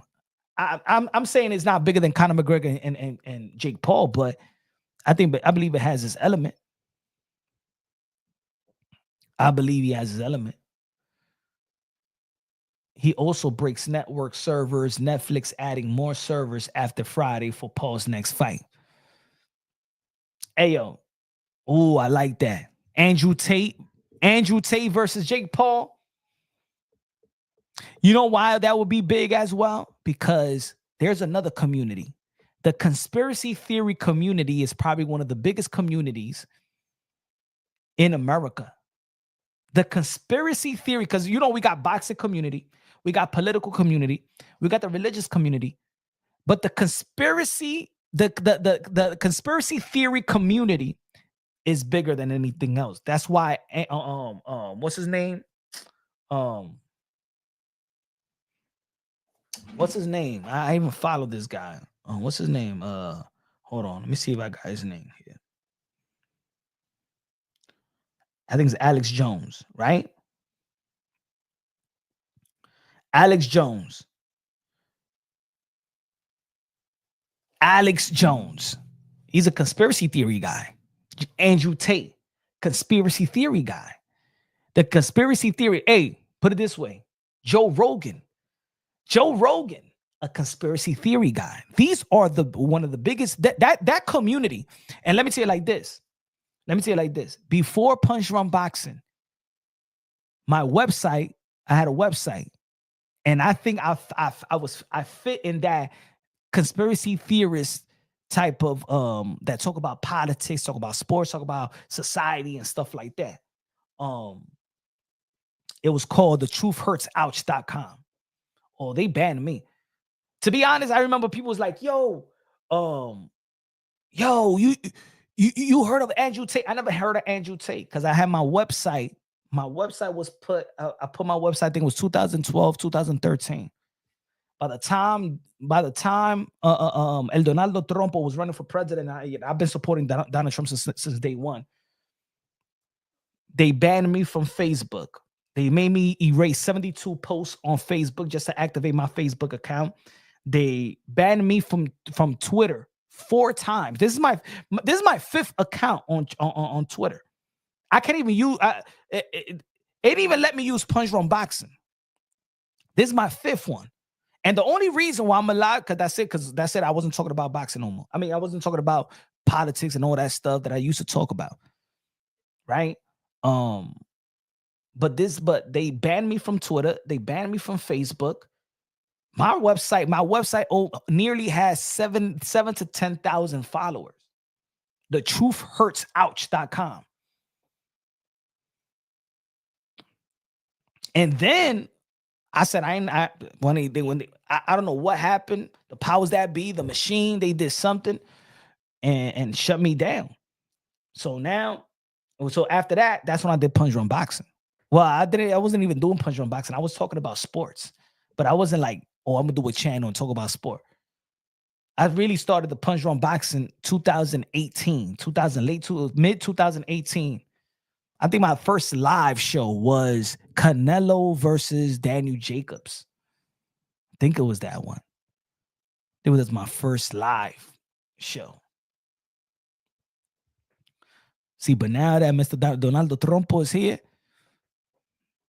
you feel like you got your freedom, the voice of freedom back. If Elon Musk could buy YouTube, if y'all think that Punch Run Boxing is wild, if Elon Musk owns YouTube, it's really no holds bar. Really no holds bar. Because I think I'd be shadow banned. You know what I'm saying? You know, them content about Imani Khalif. Oh yeah, they shut me down after that. It was taxing. There was one video I did, it had 49 likes in 5 minutes. 0 views. And it's still like that for an hour. 49 likes in 5 minutes. And I was saying in my mind, this is gonna go somewhere. Every time, and look, I'm gonna put it this way: the last video I did with Mike Tyson, the last video, the one that got the butt crack, right? That I did early, like several hours ago. It went to it was 100 views in 7 minutes. And then se quedó así. It's still right now, I think I only got like 300. It did 100 views in 7 minutes. And then all of a sudden it just stood like that. It looks like with my channel, it peaks and then AI or somebody on YouTube says, no, let's stop it. We're not going to recommend it. Yo, for real. If I show you how the analytics, it'd be crazy. I'd be like, damn, what happened? Watch. Let me see if I could if I could show. Let me see. Let me go to 1. See, right now that video is at 426. It did 107 minutes, and then it just dead. Let me see.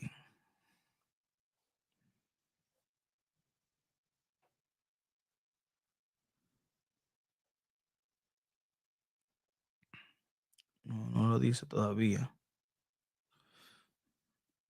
It's still too early to go back to that one. Let me see another one that I said, damn, this was gonna go wild. Which was it? Which was it? Which was it? Was the colorism one?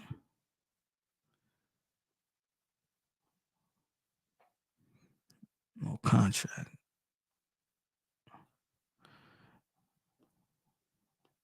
I even put it for the members, right? Let me see. Look at this one. Look at this one. Yeah, let me see. Analytics.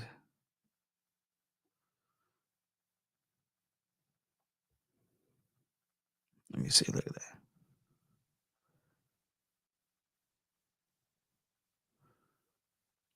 There's a video that I'm like, yo, this is gonna go. It's gonna go wild. That's how it looks, folks.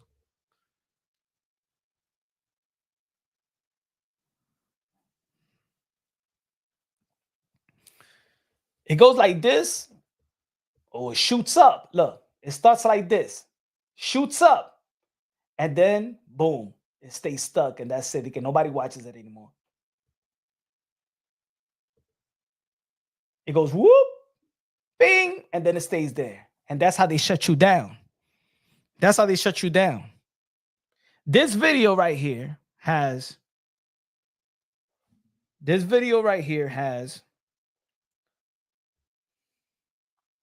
429 likes.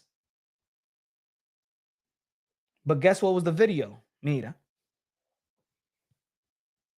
Why we voted. That was the video. That was the video. Look at the other one. Boom. This video. Trump wins. He's back. Now look at the analytics. Look how they did me. Look at how they did me.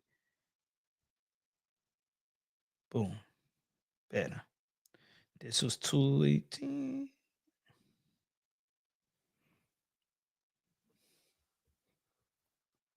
It starts off like this. Oh man, it's ranking, boop, and then it stays burp. That's how they shut you down on YouTube. That's how they shut you down. That's how they shut you down on YouTube.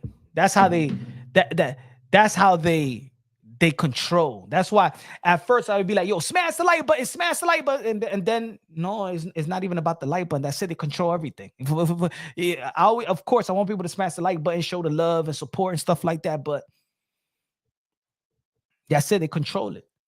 I want Elon Musk to own YouTube.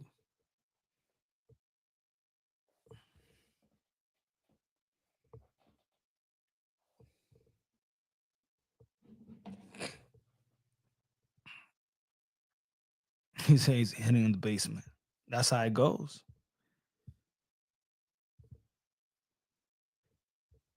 Let me see the other video. Let me see. This one is the one. See, naturally, it should be like this. See, naturally, it's supposed to be like this. See how it goes up? Naturally, it's supposed to be like this. Go up. Because, of course, it's creating traffic. That was the latest video, right? But once you see this, oh, you're doing good. And then all of a sudden, what the hell? That's it? Nobody's watching anymore? It's weird. I get my phone notification late and no desktop notification at all. You'll get it all back, bro. You real. Good looking out, Blanco. I appreciate that.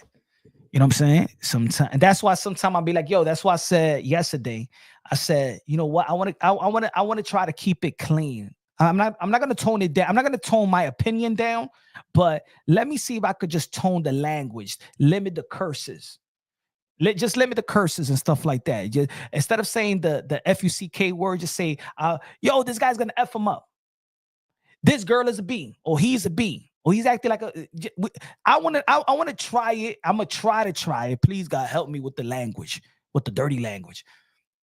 I want to try for like 2 weeks straight or a month and see. Let's do it. Yeah, I'm gonna try to do it. Y'all gotta help me out. But yo, even when I curse, be like, yo, punch, chill out.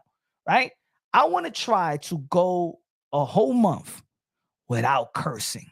Maybe the light curses, you know what I'm saying? But I want to know, because now they got AI and they control YouTube as well. So they pick on the curses, they pick on everything like that. Now it's not, they pick on everything like that.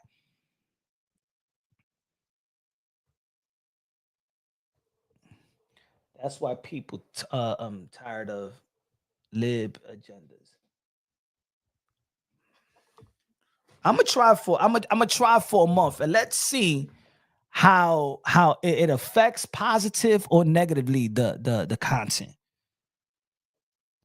Because I gotta be honest, man, it was a hell of a week. This week was very motivational and inspirational. And the thing is, I'll be stupid, or I'm not gonna say stupid, I wouldn't be smart if several particular peoples that y'all know that I'm not gonna say the name because we have these type of conversation. And this is not the first time, but this week was very like, yo, it's like God is sending me signs and is sending me these conversations that I'm having with particular people. And certain people have told me this in the past, and I didn't listen because I feel like doors has opened. I've gotten media credentials in the past because of punch drunk boxing, because of the way that I am. But then what happens is that the same people that open the door for you for being unbiased, logically, and objectively, right? I'm gonna give you this. I'm gonna give you one instant. I remember I met Mauricio Sulaiman, San Antonio, Texas, during the Brian Castano versus Jamel Charlo. And I asked, I want to do an interview. And he said, I would love to do the interview, but I'm in a rush. I'm going to speak to the president of Ukraine, right? He has a conference meeting with the president of Ukraine. I would love to do an interview. But before that, he says, I heard about, I said, I see you. He said, 50-50 of the things, there's some things that you say that you don't know what you're talking about because you're not in the business of boxing 50-50. But what I like about you is that there is not a lot of people like you. He said, we need more people like you that is Latino and American. He was trying to say that there's Latino channels that is just for the Latinos, you know what I'm saying? Latino boxing podcast de boxeo. And he said, and then another WBC ambassador was like, there is nobody like you. There is nobody that can mix English and Spanish like you, right? You know what I'm saying? He said that was the first time I heard somebody like you. So right then and there, I already knew that I have something that, like, all the good boxing content creators, in my opinion, you know what I'm saying? I'm even the ones I don't follow, but there's something that sticks out. Or whether they could be talking great boxing, they're entertaining, the delivery. They could race bait or gender bait or whatever, right? Everybody got their little thing that gets them followers or subscribers, or why people are want to support them. But this is one of the things that I feel like I'm a little bit different than the other people. You know what I'm saying? I can mix English and Spanish and stuff like that. New York flavor, energy, and everybody thinks that I'm wild, right? Yeah, I'm wild. But anyway, so the doors open up. I remember my second big media credentials, and I remember I seen Ellie. And Ellie said, yo, finally. And shout out to Ellie, because Ellie, he did an interview. He even gave me an interview. Like, Ellie did an interview with Punch Drunk Boxing. Like, nobody really did that like that. So I remember I sat in my seat and Ellie said, finally, man, we need some new people, because it seems like they only give media credentials to the same people. So when he said that, and so I said, oh, wow, they just keep the same people. I said, yeah, man, they just keep the same old people. They don't give new people media credentials like that. But I'm glad that you're here, man. We need, because you different, and you a new energy. Then I chopped it up and shout out to Sean when he was working with Fight Hype. Sean said, yo, I like you. I like your ish. I wish I could be as opinionated and raw like you. In terms of he was working with Fight Hype, so he couldn't. When you have an opinion or raw opinion, remember they want all these boxing content creator, independent media to be their own little promotional company. Once you start criticizing somebody, they don't that's it. They X you out and whatever, right? So I get the doors open up because of Punch Drunk Boxing and the way that I deliver content and the way that I know boxing and knowledgeable about certain things, and other fighters are intrigued. Well, they show me love and they intrigue with the channel. But then when you start criticizing their golden goose of that promotional company, they X you out. But damn, you let me in because you like my style. And the one thing that I always got was, what I like about you is you fair, you unbiased, you fair, you unbiased. But as soon as you really are unbiased and you start criticizing Gervonta Tank Davis, then all of a sudden your boy Mr. Moonshine can't get in the PBC card.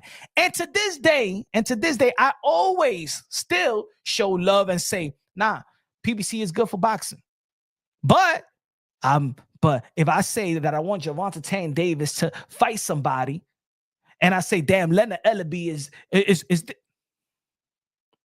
people already told me who's been blackballing me already, right? So now they open the doors for you because your delivery, you real, and then they close the door on you because you real. That's the effed up things I've experienced in this boxing stuff. They open the doors for you because you real, but then they close it because you real. Oh, yeah, you like me because I could be like, oh, yo, Gervonta Tank Davis is good. Gervonta Tank Davis is this. Oh, Canelo Alvarez is good. As soon as you start you have a little bit of criticism. Oh, no, you're not good. But you like me because I keep it fair and I'm unbiased, logically, and objectively. I'll put it this way. Shout out to Oscar De La Hoya. Oscar De La Hoya, when I spoke to Oscar De La Hoya, he said, you very fair, very knowledgeable. I love how you talk boxing. Oscar De La Hoya told me that. And one thing I like about Oscar De La Hoya is I could criticize. I could criticize Ryan Garcia. I could criticize him and I could show him love. Right? That's one thing. Top Rank. Shout out to everybody.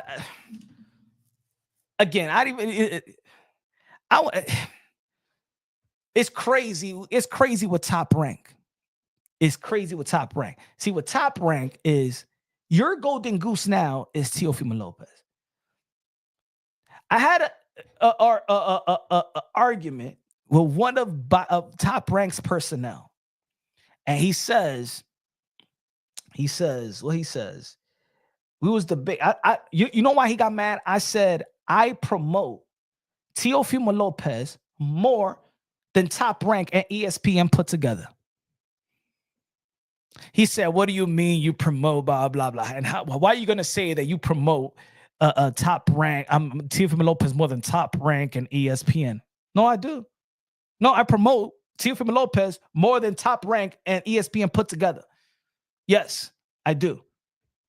And didn't we prove that? Didn't we prove that in the lead up to Josh Taylor and Teofimo Lopez? Didn't we prove that? Because the storyline of Josh Taylor and Teofimo Lopez came from the clips of Punch Drunk. I'm going to kill Josh Taylor. What he was saying, what he said also about the ESPN Top Rank could keep the black fighters. All that stuff, all that material, it came from the conversation me and Teofimo Lopez. Punch, all those points are incredible, and what Sean said is very good. But my opinion, Punch, for what it's worth, when it comes being very cutthroat with your opinion, you should go 90% with it. Good looking out. Now this week, and I had several conversations with people, And they will, you know what it is that, and they'd be like, yo, Punch, is that you, Punch Drunk? Man, I thought you was short. I'm like, damn, Punch, you crazy, yo, you man funny, yo. You be saying some crazy stuff. They always saying that. You be saying some crazy stuff, man. You be, but I still F with you, man. I like you, man. Keep on doing what you're doing. Then some people be like, yo, keep on doing what you're doing. I mean, they be like, you know what they say? They approach it like this. You know what I'm saying? Yo, you crazy. But you know what? I like you though. Like so when they say that, it's like their partners or the affiliates is saying that this kid is crazy though. Like they must have say something that they don't like, but they like the rawness, but they know that they can't do it. You understand what I'm trying to say? Put it this way, it's almost like what Bernie Mac said. I say what you're scared to say. You want to say what I'm saying, but you can't say it because you work for a promotional company and stuff like that doesn't allow you to have the type of opinions I could have. You didn't build a platform that could allow you to do that type of opinions. Look at Ellie. Ellie got thrown out from Tyson Fury's gym. Why? Because he has an opinion that is different from yours. Every time you have a rough opinions, and I'm saying like this, to be honest, shout out to all the fighters, the modern day warriors, modern day gladiators, but there's a lot of people in the boxing industry that y'all some emotional people. There's supposed to be an industry that have that should have the thickest skin. The fighters I usually I thought would have the thickest skin, but these fighters, to be honest, got the thinnest skin. They feel like everybody hates them. Any little criticism, constructive criticism, oh, they hate me. They hate me. Every fighter think that they're getting hated. As a matter of fact, they pay attention more to the haters than their own fans. If you see them reply on social media, it's always to the haters. It's never like, yo, good looking out. Thank you. I appreciate you. You don't see, go look at almost every boxer in Twitter. They only respond to haters. They never respond to the love. The hate dictates their emotions, not the love. Shout out to Shakur. Shakur Stevenson is going to respond to haters. Clarissa Shields is going to respond to haters. Bud Crawford is going to respond to haters. Gervonta Tank Davis is going to respond to haters. Gervonta Tank Davis they're not retweeting great things that we say about them. No, they just respond to the haters. And guess what? And listen up, boxers. If you keep responding to the haters, this is why this community, they like to poke y'all. Pause. Because you're responding to the haters. So the people are looking at it like, oh, he'll respond to me if I say something outlandish. Because if you say that, yo, I want to see this fight and I love your skills and you're great for the sport of boxing, they don't respond to that. They respond to hate. So more people are like, all right, let me say some stupid ish, and they're going to respond to it. Good looking now with a $2 super chat says thick skin and short memory. Facts. Some people are cool. Some people don't want to lose relationships. Some people don't want to be cool with you because look, I give you one instant. I'm gonna tell you like this. I'm gonna give you one. I'll give you one name, and I'm gonna be real. I'm gonna be real. I was actually irritated. I got media credentials. Shout out to Anthony Levy, The Zone, Matchroom. He's one of the coolest dudes, right? I went to y'all seen my videos and stuff like that. I did Mindful Sage in the building said, yo, Punch, I love your opinions on what I sent earlier. Appreciate you. Let me say this. I had the Boots Ennis versus Karen, right? Now, everybody knows in YouTube that been following Boots. You know that I've been pumping Boots since the beginning. Everybody now is catching on Boots like for the last, couple of years. I've been pumping Boots since the beginning. Showbox Boots. I've been talking about Boots since the beginning when nobody know what Boots is. As a matter of fact, we started doing interviews and he's saying, yeah, we like to start to do interviews so he could get used to it when he really pops off. when he really pops off. He started doing interviews with me. So think about it. I rode my motorcycle from New York to Philly. Now, of course, I want to see Bam Rodriguez. Of course, I'm there for the fight. But in my mind, I'm like, yo, I'm really out there to really support also more Boots more than anything else. I've been a fan of Boots for a long time. So I'm waiting on Eddie Hearn, right? There's a line to interview Boots. There's a line to interview Eddie Hearn, right? So I'm saying like, okay, I'm gonna get Boots. Well, I'm gonna chop it up with Boots. Let me get Eddie Hearn because I want to ask him a few questions. The line to get to Boots to Eddie Hearn was a little bit short. It was only like 2 people in front of me to get the line to get the exclusive interview with Eddie Hearn. Go check out the interview I did with Eddie Hearn. I finished with Eddie Hearn. I said, yo, Boots, yo, what's good, Boots? They do an interview. You know what he says? Boots goes, nah.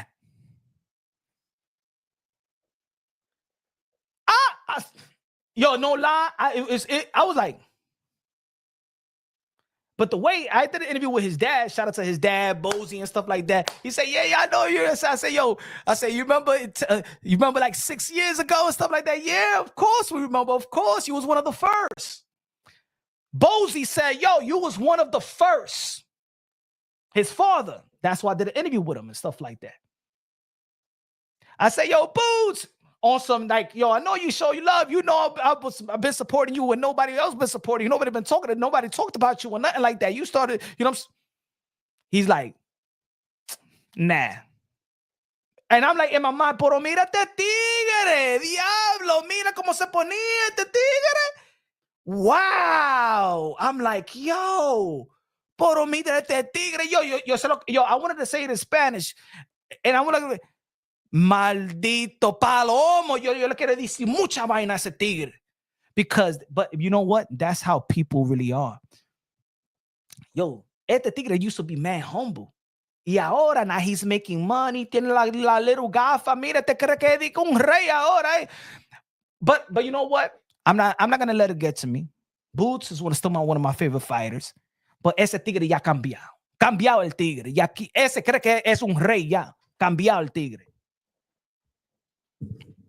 Cambiado el tigre. No. Steady gains. No. Come on, bro. I had like 3 interviews already with Boots. Early on. Man, I used to... Yo, we used to... We talked before. We had each other's numbers, bro. So when he's like, nah. I'm like, mírate tigre, wow. And you know what it is? I know what it is also. There's some people that are close to Boots that are haters of punch run boxing. Y le comió la mente a ese tigre for Boots to say it like that. To punch run boxing. A guy that been pumping you when nobody knew who the F you was. Nobody knew who Boots was. Not on YouTube. You could trace it back. For him to do that. And you know what I noticed? Maybe I shouldn't put it out. There's another YouTube channel that be around Boots. But when I'm around, they don't even want to look at me or something like that. En mi mente, estos tigres le hablan mierda a ese tigre. Or, oh, wow, that's bad. What's wrong with him? Did you say something? Never. Always show love to Boots. Everybody know that. Always show love to Boots. But also, él lo hizo publicly, como yo le dije, yo, Boots, go do an interview. Por en frente de toda la gente me dice así de que, nah. ¿Qué nine? Yo le digo, yo wanted to say, ¿y qué nine? ¿Quién eres tú? Maldito estúpido, coño, vamos a hacer un interview ya, ¿qué? Mírate tigre. Yo, I'm like, mírate tigre. Yo, I looked at him like that, like, oh. I said straight like that. I said, oh, that's what I said. Nothing much, nothing less. That's what I said. I said, oh, and I'm like, Mira este tigre. Hold on, give me a sec.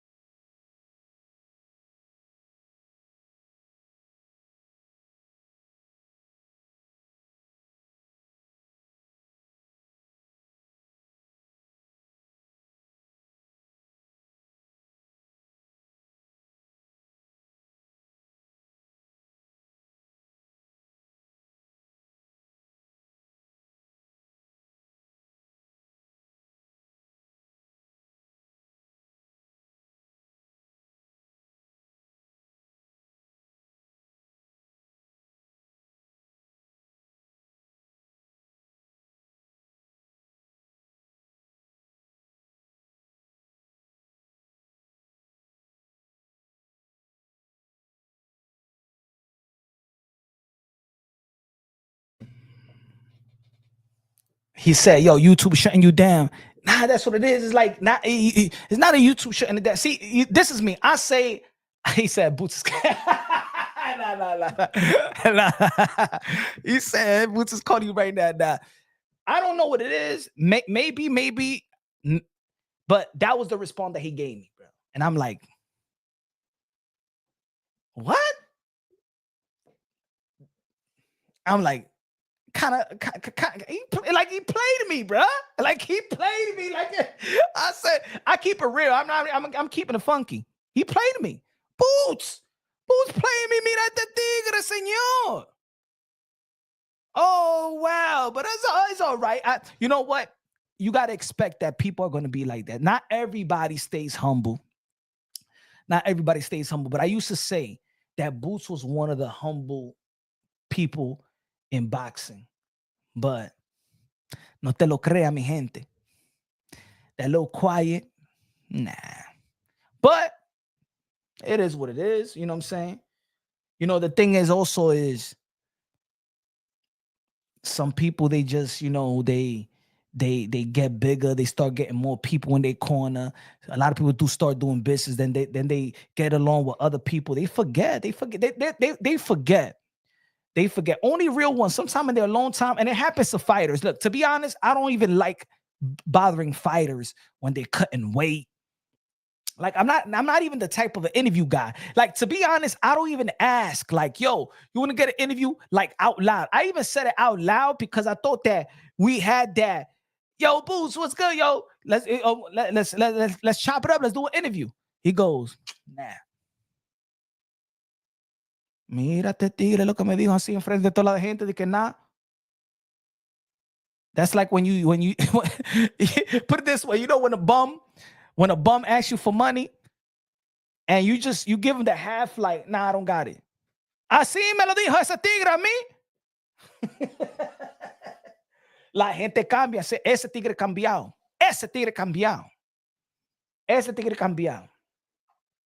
Maybe it was another, maybe, okay, there's another situation, but it doesn't have to do with Boots. But I know Boots is very, very cool with Brandon Lee. Shout out to Brandon Lee. Remember, okay, ladies and gentlemen, who used to pump Brandon Lee in the YTBC? Let's be real. Who used to pump Brandon Lee in the YTBC? If y'all was subscribed to Punch Run Boxing, who used to pump Brandon Lee back in the days? Hasta yo tengo la camisa de Brandon Lee. Hasta yo tengo una camisa de Brandon Lee. Y'all remember? Anybody in the chat? Anybody in the chat? Yo no cambio, la gente cambia. Yo no cambio. I'm ponte tronqueo, yo no cambio. So remember the interview I did with Brandon Lee? And Brandon Lee says, within the interview, I didn't even ask him. He said this. He says, Ryan Garcia, you remember Santino, right? So remember that interview I did with Brandon Lee? And Brandon Lee is the one that tried to expose Ryan Garcia, saying that his parents were the judges of his fights. That's the reason why that's the reason why Ryan Garcia was winning his fights. Blah, blah, blah, in the amateurs, because his parents were judges. Remember, y'all heard that. Y'all heard that in the press conference with Haney and Ryan Garcia. But where did you heard it from the first time you heard that Ryan Garcia's parents were judges in the amateurs? So I said to Brandon Lee, I know you had you fought Ryan Garcia in the amateurs and stuff like that. And he said, yo, how was the fights in the amateur? He goes, yeah, he won all those matches because his parents are the judges. So he exposed, right? Boom. But guess who listens to Punch Drunk Boxing as well? Huh? Ryan Garcia's fans. They listen to Punch Drunk Boxing from time to time. So they caught that interview, and Henry Garcia says, what? Punch, I need an interview. He said, I need an interview. I need to clarify what he said. I need to clarify what he says. Ryan, Henry Garcia.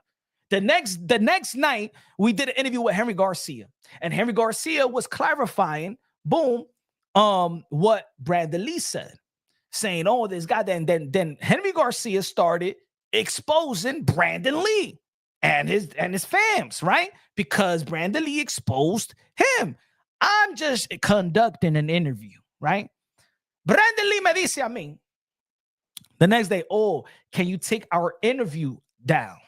Let me tell you like this, ladies and gentlemen, and look, when I say this, a bunch of people that do what we do, boxing content creator, independent media, Brandon Lee hits me and says, can you take our interview down? That part. I said, all right. I said, why? You know what I'm saying?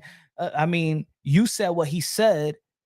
So he said what he said, you know what I'm saying? And maybe because Henry Garcia says, yeah, tell Brandon Lee to hit me up and we'll talk about it and stuff like that. So I said, I can't take out. He said, can you take it out? I said, well, first, let me add. He said, can you take those interview out? Brandon Lee me dijo a mí, can I take both of them out? I said, whoa. First, I'm going to ask Henry Garcia, because at the end of the day, I'm a cool dude. Yo soy de la calle. I don't need that. I'm cool. I'd rather have a longevity. I'd rather have a friendship relationship. Like, everything is not like, you don't got to. In my opinion, I'll take it out, but I think it was fair. I asked Henry Garcia, yo, Henry, he wants to take this thing out. Blah, blah. He said he could take his stuff out, but I'm gonna say what I gotta say because I'm defending my family, and I'm defending my wife. So what I did, and this one, you know, I'm cool. I took out the interview with Brandon Lee. In another request, Brandon Lee says, oh, take it out. And yo, I'll give you an interview tomorrow. But please take it out. I don't want to have no problems. I really don't have no problems with Ryan Garcia. Me and Ryan Garcia are cool. And I don't want to have no problems with him outside of the sport. I don't want to run into each other and stuff like that. Se parece que no le quería que Ryan Garcia le dé una galleta o algo así. But anyway, we took that interview out, right? And remember, I was a fan of Brandon Lee. I was supporter of Brandon Lee. The way that I was supporting Keyshawn Davis in the amateurs, Boots Ennis, Ben Whitaker, Brandon Lee, Kid Austin. You know what I'm saying? I took it out, the interview, right? He said, let's do a whole different, like another interview tomorrow and stuff like that. Let's do it again. Cool. Hit him up, doesn't hit me back up. You the one that said you was gonna get that we're gonna do another interview, stuff like that, right?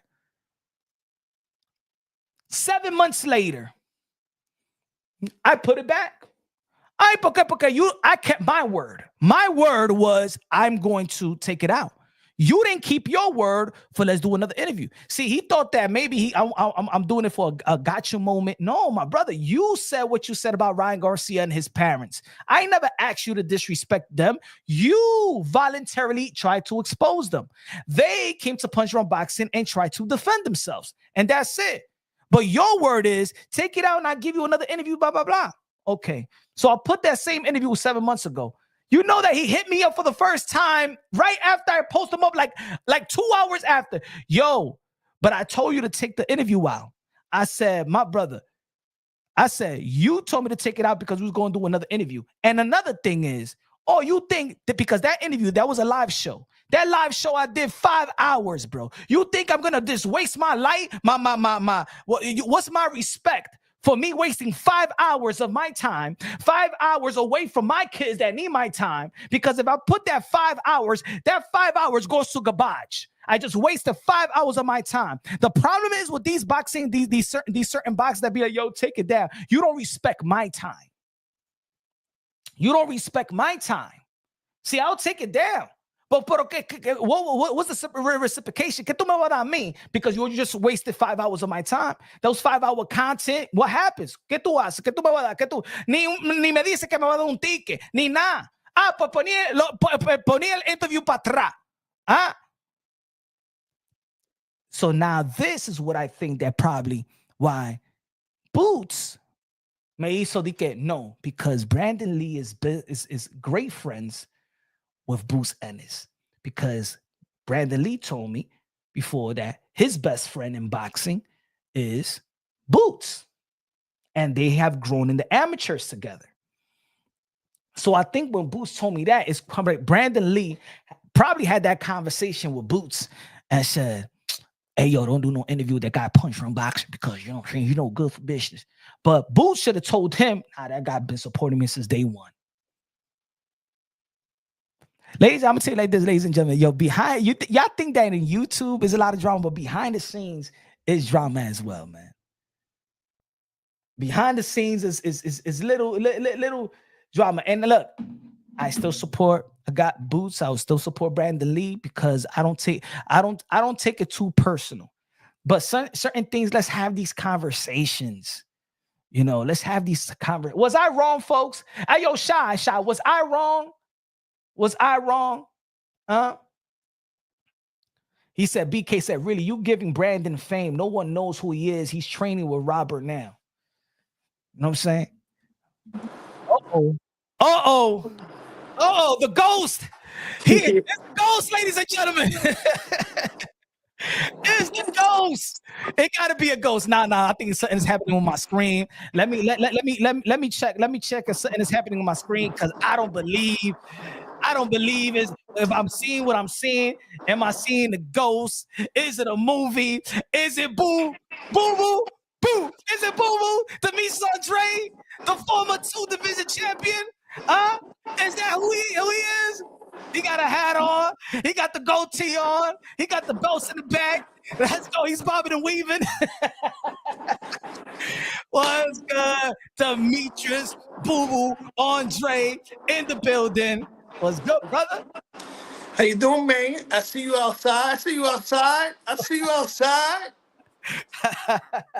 I was hey, you see me. Hey, everybody was like, yo, we see you dancing out there and stuff like that. I was the hype man. I was Flavor Flav out there this past Saturday.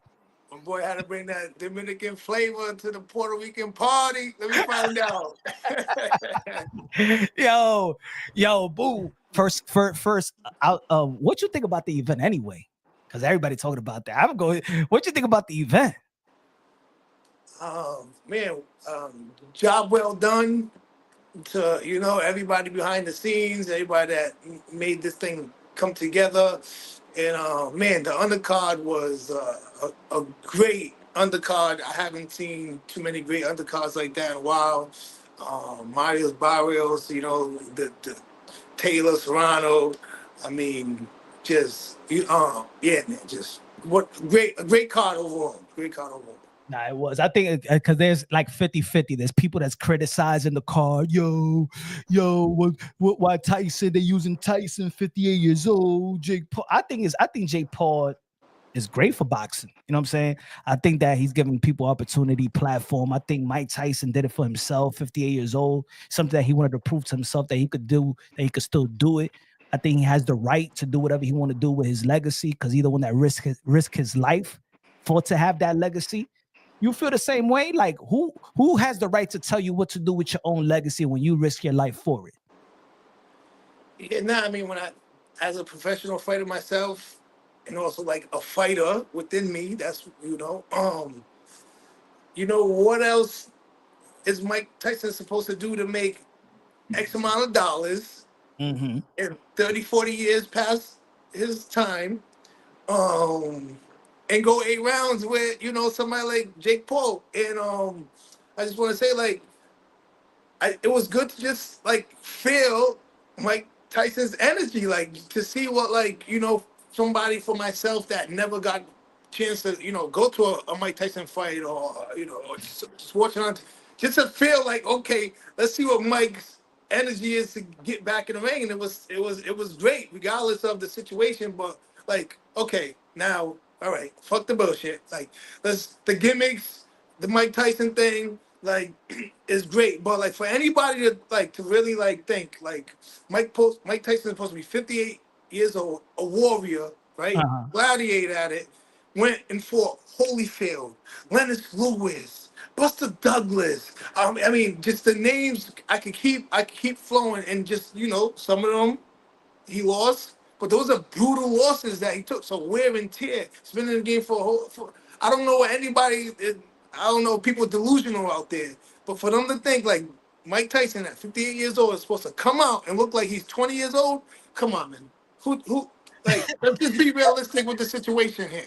That's the great thing about Mike, that he still that impression, that illusion that he He left. is forever the greatest. His Fact. name will be freaking known forever. Forever. This is what I'm saying. Like, he can do that at any state that he chooses to do. It could be boxing, it could be TV, it could be video games, it could be whatever. His name is his name. That's Mike Tyson. You know? We all feel that. But again, like I said, we can't expect somebody that is a gladiator, come out of retirement or whatever from years and years and years, to come out here and beat a young kid like Jake Paul, any young kid at it, Mhm. at Tyson's like state, you know, his condition, his mindset, like, you know, like the real factor. So other than that, the card was great.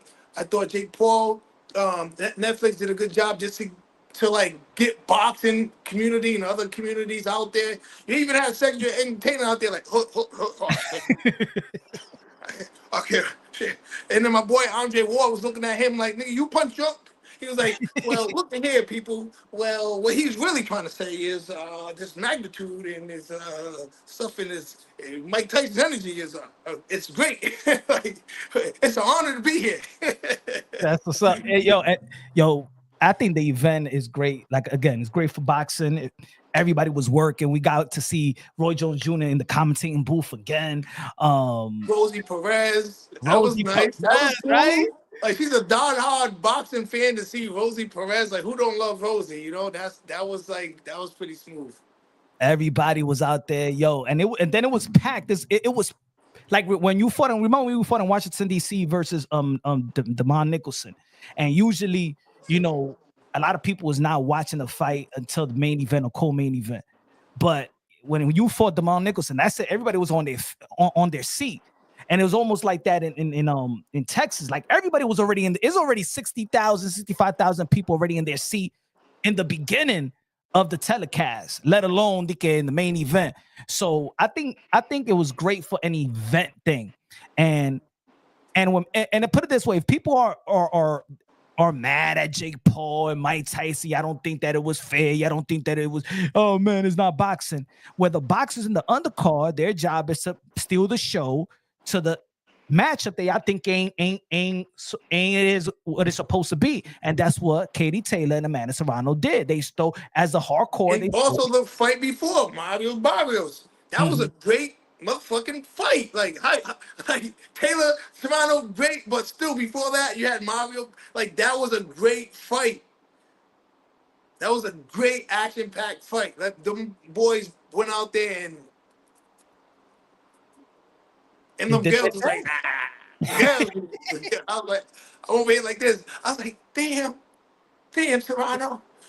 Your sister was in my undercard. That DNA over here doing there too. You should let some of that dick. Like, I'm just saying, warrior. Like, yo, man, that girl is something special. Both of them. But for her to, like, you know, bite down, you know, take that in the cut and just like continue to pound forward, huh? Who you think won that fight? All right, so I kind of got to do like this to the people that, you know, might come around. Huh? Oh, I'm on the phone. Say what's up. Hey, what's good, Prince? What's good? What's good? My young one. So, and say what's good. Say What's hi. good, champ? What's good, champ? Okay, let me do this. Go. What? So I So, asked. So I asked. what I'm saying, right? So you got right. So this is like kind of how if people can like bear with me. So you got Demetrius Bivol versus Arthur Beterbiev. Seen that fight? Yeah, of Seen that course. fight? So you got Serrano, you got Taylor. Taylor. Mhm. I think that's like two similar boxing matchups, right? Okay. I think they're both similar. I think like Like the boxer combination. Serrano is Beterbiev, Teddy Kayla is Dimitri Bivol, right? Great comparison. Great Like comparison. like when you watch that fight, do you feel Dimitri Bivol won that fight? I think it was a close fight because the No. Did you feel he won that fight, or do you feel he didn't win the fight? It's just a no question. I thought it was like a draw. Okay, all right. So was that not close to the same fight? Yeah, it was a close fight. It was a great fight. It was a close fight. I just ain't like the headbutts though. I feel like Yeah, of course it the happens. I headbutts mean, was I'm just saying it happens. But as far as the like the fight Now it was itself, close. It was close. I gave it more to Beterbiev because of his aggressiveness. I gave him more for his effective aggressive. so why didn't Serrano get that? I don't know. Boxing judges, it's crazy.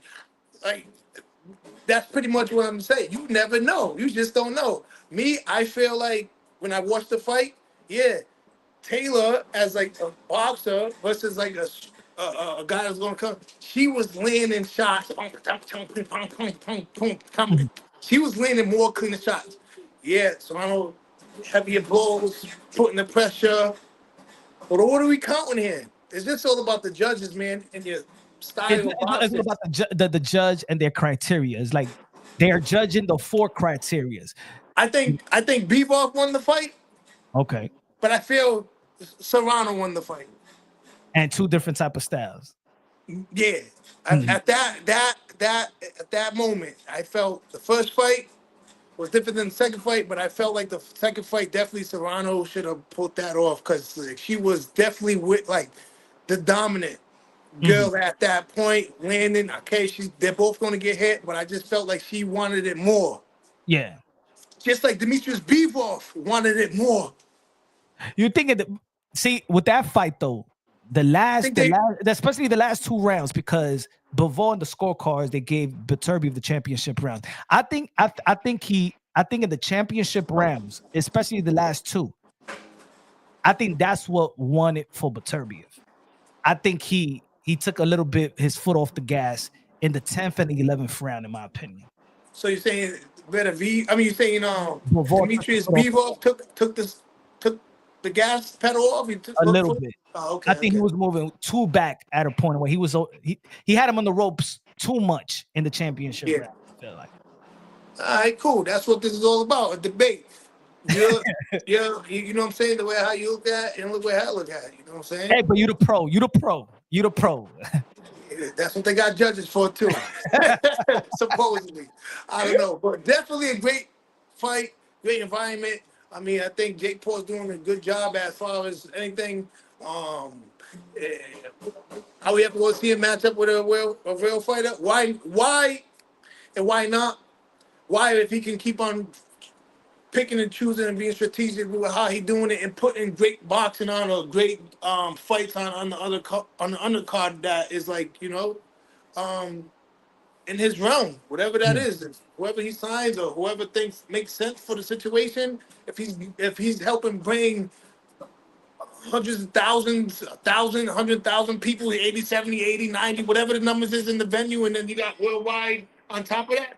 Why not? I'm happy for the man. I respect him. And I also want to say, like, to him too, like, for him not to try to go out there and really, like, throw hard punches at the legend, Mike Tyson.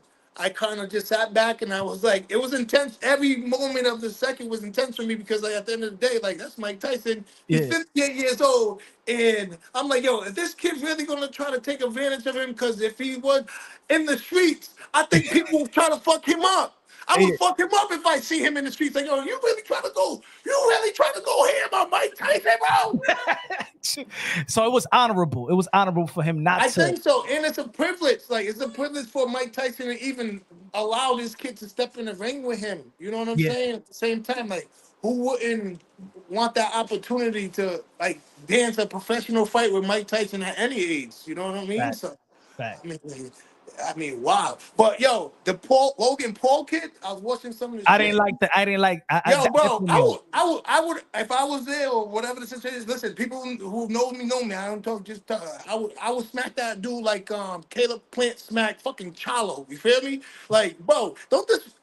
You want to say that to Mike Tyson if he was 20, 30, 40 years old and he was about that? Like, you ain't about that life. Why are you gonna sit there and tell him, yo, I will smack the shit out of you? You fucking little Yeah, yeah. bitch. And I said that That earlier. was fucking up. That was like some corn shit, bro. Yeah, yeah. I said that earlier today, and I said in the live, and I said it yesterday. Like the only thing I didn't like about it was the post fight interview when, Bro, you do wrestling. Do your wrestling shit. yeah, like why, You gonna sit there and tell a G. You gonna tell a G you I'm gonna gonna F do you that. up. You gonna do that to a G.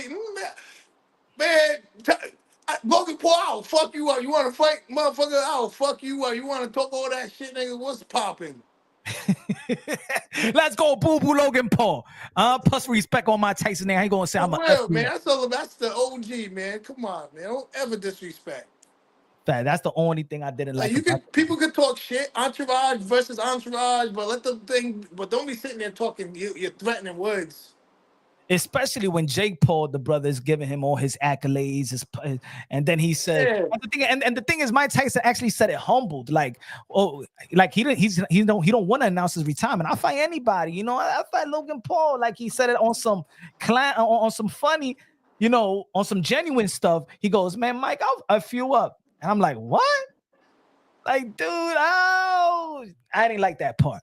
But one thing I do like about the Demetrius Andre career and where he's gone is that as soon as you took power into your own hands and pushed out the whatever middlemans or whatever, you know, a lot of people been saying, damn, Boo is getting ducked. Boo is not getting the type of fight that he deserves. And as soon as you, like, you know what, took control in your own hands, eliminated the people in the middle, you got the pay-per-view main event with David Benavidez. You know what I'm saying? How was that situation leading up to it, what you needed to do to finally get yourself in a pay-per-view headline event?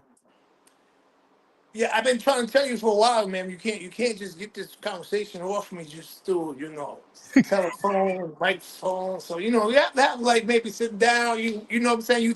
I be in New York. We be, well. You can put down. You can set it all up, nice, thing. And I'm like, okay. Let me spill some beans. You feel me? But So the people been wanting to listen to Boo Boo. They be like, "Where's Boo Boo at?" yeah, I'm So here. Listen. I've been here. we see you in the gym. Yeah, I've been. Listen, I love boxing. I'm just, quiet about my movements and stuff in life. I just never been somebody to like hog whatever, which is cool. I get it. I just didn't grow up like that way. But at the end of the day, I got charisma to hang with the best of them. Yeah. But it's just like, what more can I? What more? What do you want me to do? Keep screaming out names? The background, the back scene. I'm sitting there like, yo, I'll fight. Bum bum bum bum bum bum bum. Here's let's just cut to the chase. Here's the numbers where I fail Mm-hmm. for these guys, and it's reasonable. Yeah.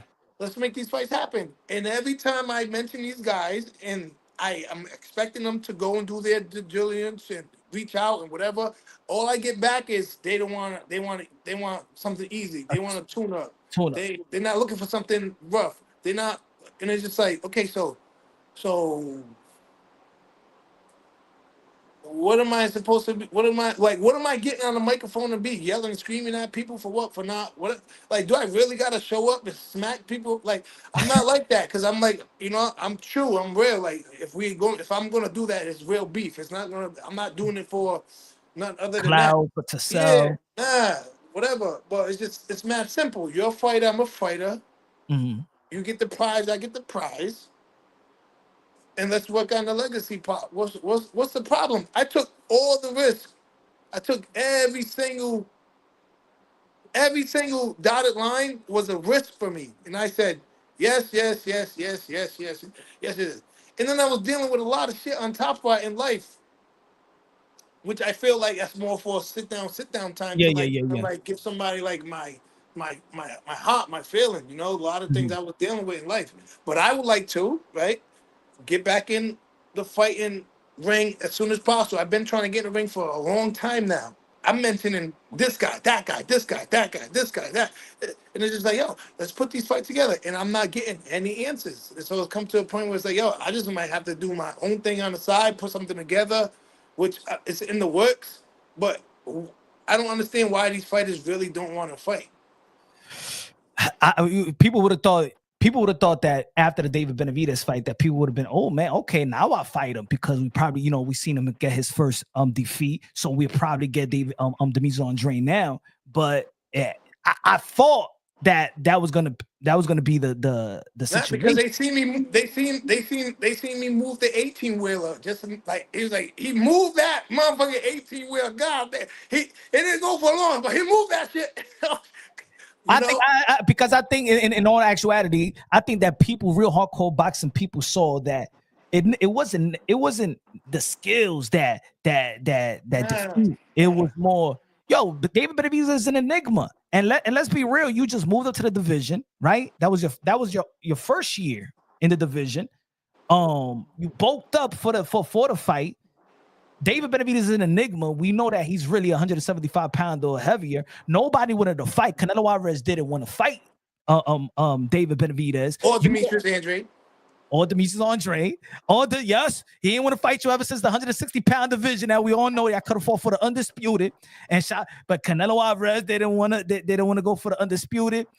They didn't want to go for the call out in 168. But nobody wanted David Benavidez. You step up to the plate. And so the two guys that Canelo don't want to fight, Oh, it came to my lap. They was like, "What about David Benavidez?" I was like, "Oh shit." I was like,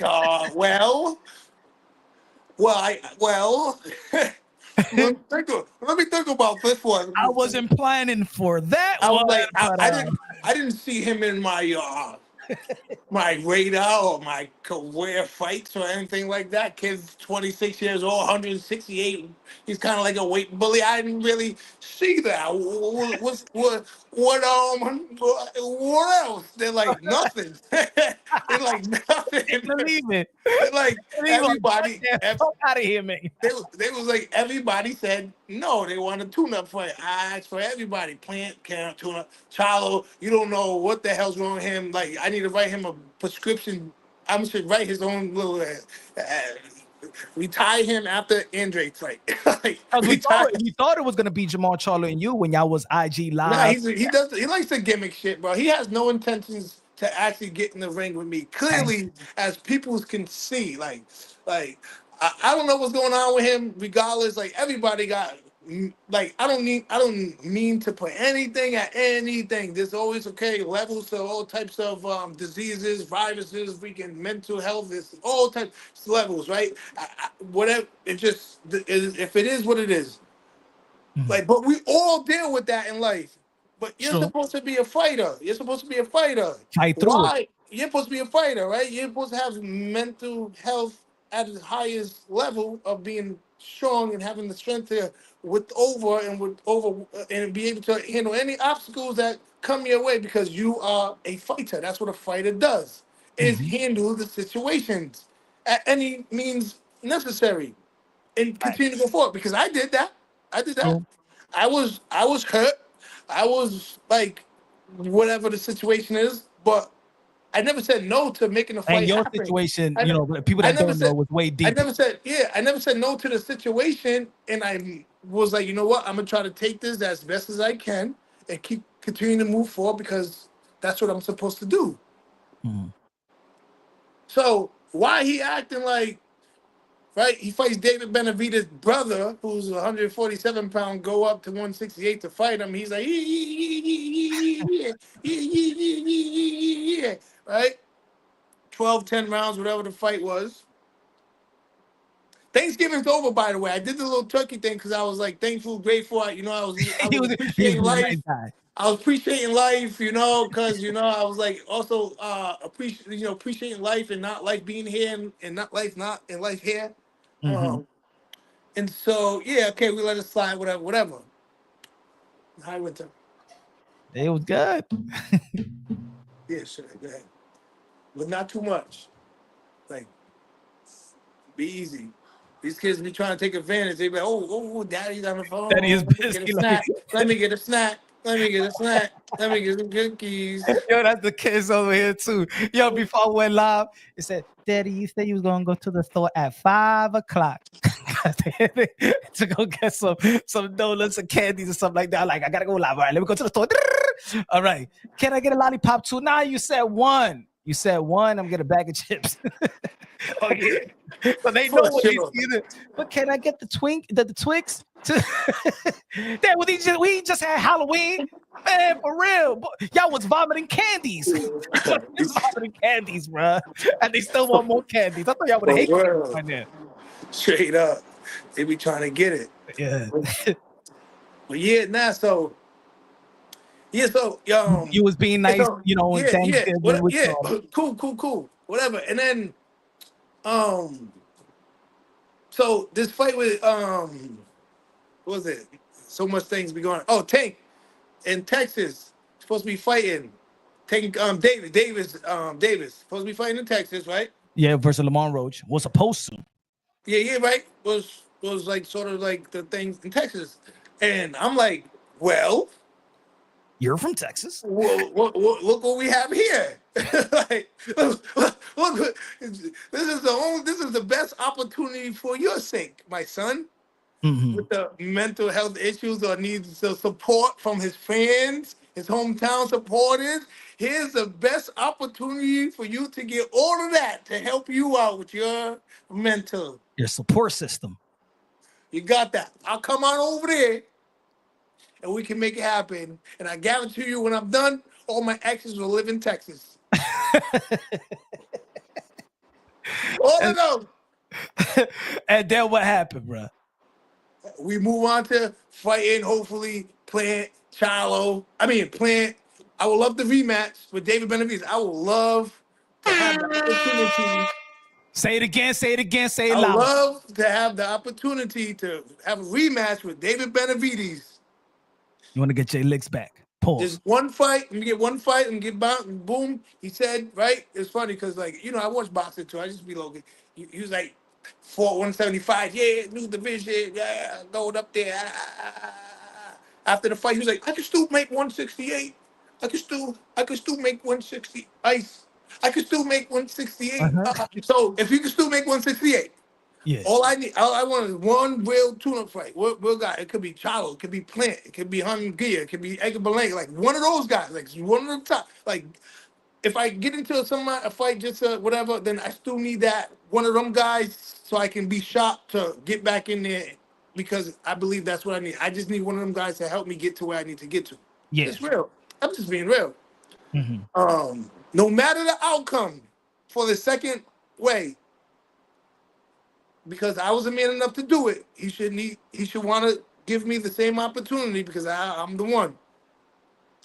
I'm gonna be in a different mindset, a different playing field, and I'm trying to make sure it's an even playing field because it was never even. It was never even, and I said Talk about yes. why wasn't an Yes. even playing field for those that don't know? Why wasn't an even playing field with David Benavidez and the reason why you want your get back?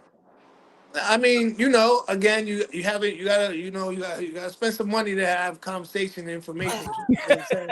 When I head my way up to New York, we can put that together. You know what I'm saying? I'm just sorry, things ain't free around here. I do get free game, but sometimes you gotta get paid. Sometimes yes, sometimes no. Just know that I want my get back and I deserve Yeah, it. yeah, for sure, definitely. I believe so. You know. Hey, yo, to be honest, I said anybody, especially you've been undefeated 15 years in the game. You know, I think any undefeated reigning champion like yourself take a L deserves a rematch, deserve his get back. You know, I think nobody want to fight you now, even though there's a division right now that there's a lot of names, there's a lot of great matchup. You, Caitlin Plant, you and Billy. A lot of people like M. Billy. You and Charlo. You and Pacheco. You and Edgar Berlanga, New York. You New York, Edgar Berlanga. Demetrius Andre. Hey, listen, my people, New York, baby. You know I be up in New York, baby. New York loves Boo Boo. Yo, to talk about that. Look, because a lot of people always talk about if it's not David Benavidez, right? In the 168, a lot of people do bring up you and Caleb Plant more than they even bring up Demetrius Andre and Charlo, because they don't know if Charlo ever going to return to the ring. But what do you feel about the Canelo Alvarez and Berlanga? And what would you do? Hey, you still want Canelo Alvarez too? Canelo Alvarez. Canelo, please, man. I got children. I got children, Canelo. Hey, listen, I don't understand Canelo's like choosing to pick it, because like somebody else like me, I keep it 100. Yo, Canelo, yo, bro, look at the history, bro. Why haven't we fight? You acting like a little bitch, and then you want to get tough for me, and then you give somebody like Jaime Mugia, he's like this, hi, Canelo. I thank you very much for this opportunity. Oh my God. Yo, I thought he was going to kiss his feet. Oh my God, Canelo. I don't know if I should throw a jab or not. I don't know. I just think. Yeah, it's true. But it's more than just that. Munguia, he's a true fighter. I have nothing to take away from him. But your boy does say, who do you fight? You don't fight nobody. All this is that. And he says it again with Edgar Berlanga. And when they're in the standoff, they're like, my man, you acting tough for what? You acting tough for what, my man? Who do you fight? You don't fight nobody. Get the fuck out of here. You don't fight nobody.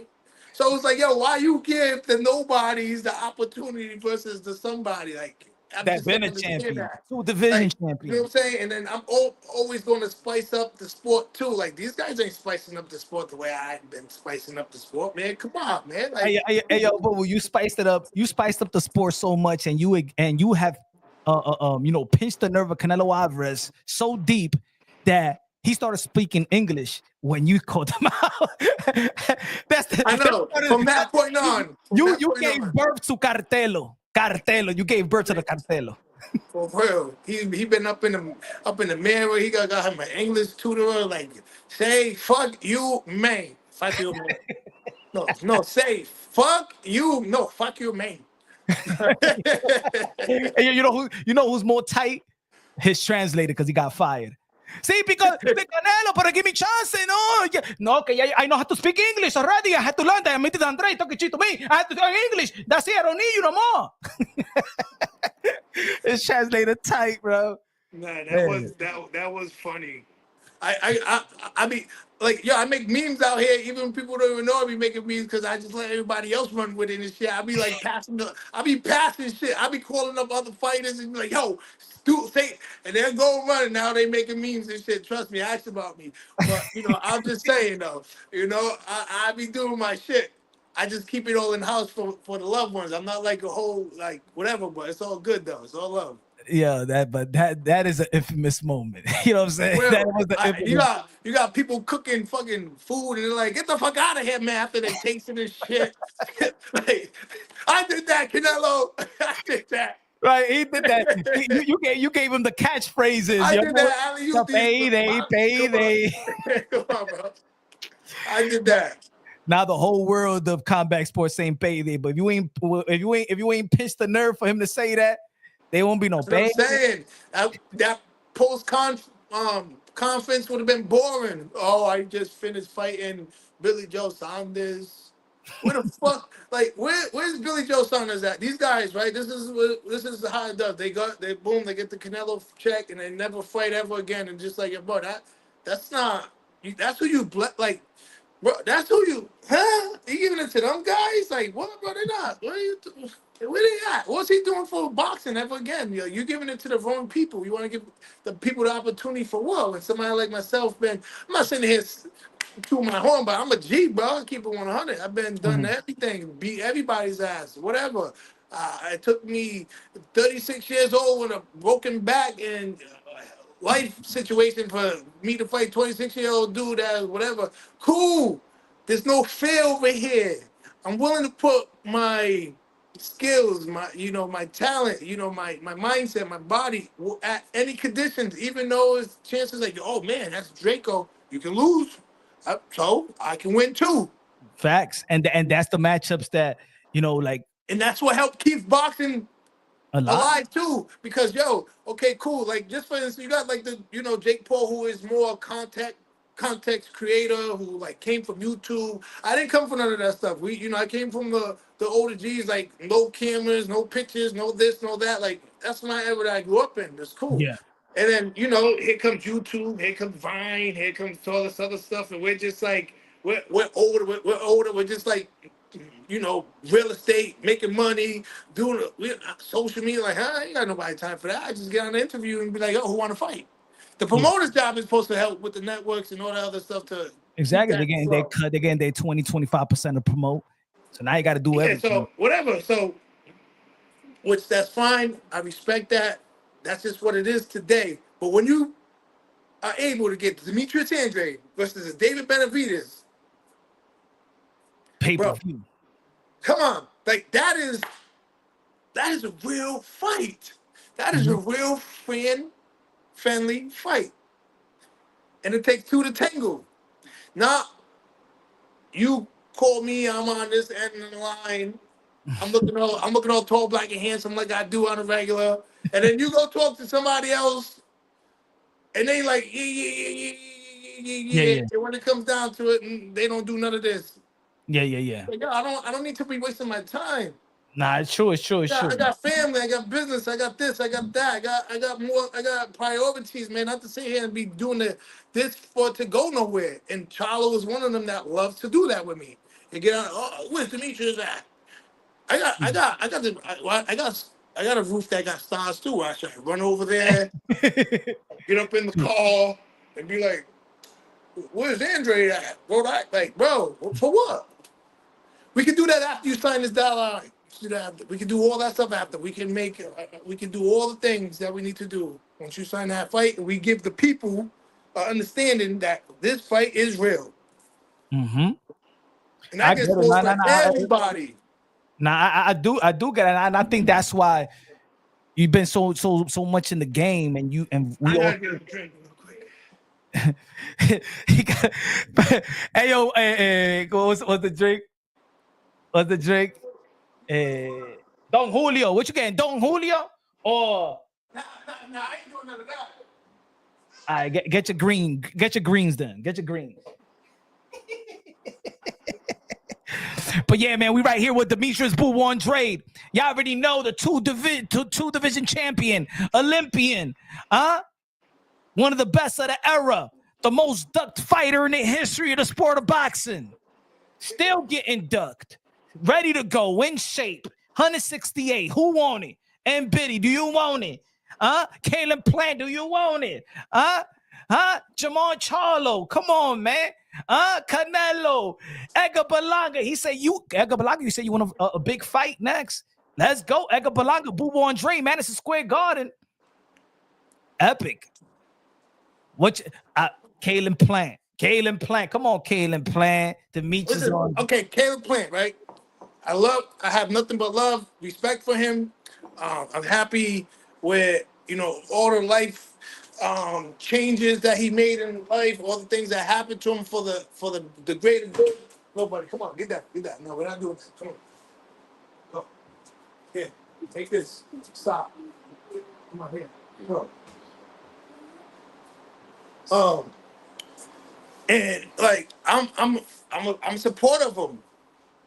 Yeah. and I want the best. But at this time in life, we're fortunate enough that we don't need to like fight each other for the prize, but we need to fight each other for the prize. Yeah. For the prize of boxing, for the prize for whatever the situation is. But like, he's 168 pounds. I'm 168 pounds. He fought David. I fought David. After David moves, if he chooses to come back, cool, because I'm looking to whoop that ass. Um, After that, it's Plant and Andre. Like, it only makes sense. And Oh, only saying this because now I'm here. I would never be looking to do that if I wasn't 168 pounds now. And it only makes sense. I think me and Caleb Plant will really see who is the best 168 pounder since David's out the situation right now. yeah. Canelo's out the situation. He's not looking at he fought Caleb. Cool. Let me go. I beat Caleb. Then what happens? Do I get Then David again? Do I get Canelo? Whatever the situation. Or I could, what I don't know. I'm just saying, I'm confident that I know, regardless of the situation, that is a great fight for boxing, him and me myself. Great fight. facts, And man. I'm willing to do it. And I've been willing to do it for a very long time. But these guys over there Mhm. need to say and take the shit that they have The cojones, the bolas, this particular fortitude. and let's get ready to tangle. Yo, It's that only right. It's only right. and that's what I'm tired of hearing a lot of people always saying, "Yo, boxing is dying, boxing," but we have matchups right here that could ignite the boxing fans. You know what I'm saying? Hey, put Caleb Plant Demise Andre in the next Jake Paul fight. I don't give a damn. Just put it. Just hey, Turkey Al-Sheik, Demise Andre versus Caleb Plant. Where you at? Yo, Have his own prime. Let's go. I know Plant's like he's like I do watch like the things that come through my timeline stuff like that, and I do my own research on things. I know he's like trying to like fight like he's like on Edgar, right, or something like that, or Yeah, like yeah, he's yeah, on yeah, one of yeah. them. And it's like that's not that's like that's a fight you take after me and you fight. Me and you fight. You need to get your comeback fight. Go beat him up. Yeah. Go beat Edgar Berlanga for your comeback fight. Go dust him out real quick. I wouldn't. I don't even need to. I don't even need to beat up Edgar. Let you beat him up. Let me. You go back and you get that. Yeah. Then after that, like he's not proven. Mhm. Both Just y'all just champions. because he Both y'all got Canelo champions. fight doesn't mean he's proven. He got beat up by one dude, Australian guy, almost knocked him down, do all that shit. Right? Mhm. He's not proven. And he bit the neck that he got suspended because he bit the Mike Tyson. He bit the neck of his opponent several opponents ago. You don't want to get your neck bit. Go see someone. Go. Let's see. Bear with me. Nah. Do your thing, man. Fatherhood comes first. But yeah, man, that would be a great fight. And a lot of people's always saying the 50-50 fight, Demetrius Andre and Kid and Plant is Plant, come on, man. Plant. Demetrius Andre, come on, give us that fight. Give us that fight. Like, I would love to see Demetrius Andre versus Jamal Charlo, but I don't know. That fight should have been happening a long time ago. Demetrius Andre been wanting to fight. I think especially for their era, I think the only reason why people want to see Kalen Plant and Edgar Berlanga was because Edgar Berlanga was going back and forth for Kalen Plant, but not necessarily that Edgar Berlanga really did or did like something to really, he got to get that fight. You know what I'm saying? I think the Kalen Plant is more of an accomplishable, more of a legacy fight. Kalen Plant and Demise Andre is more of a legacy fight than the Plant and Berlanga. That's more of a content, them just going back and forth and talking and trash talking. But a legacy fight is you and Caleb Plant. That's more of a legacy fight. But I still like a Demise Andre and a Berlanga. I would still like that fight. Or Demise Andre It's and Jaime fine. Munguia. Yeah, listen. Everybody knows the answer is yes over here. Yes to everything. Yes to this guy. Yes to that guy. We want David Benavidez rematch. You beat that ish out of Benavidez.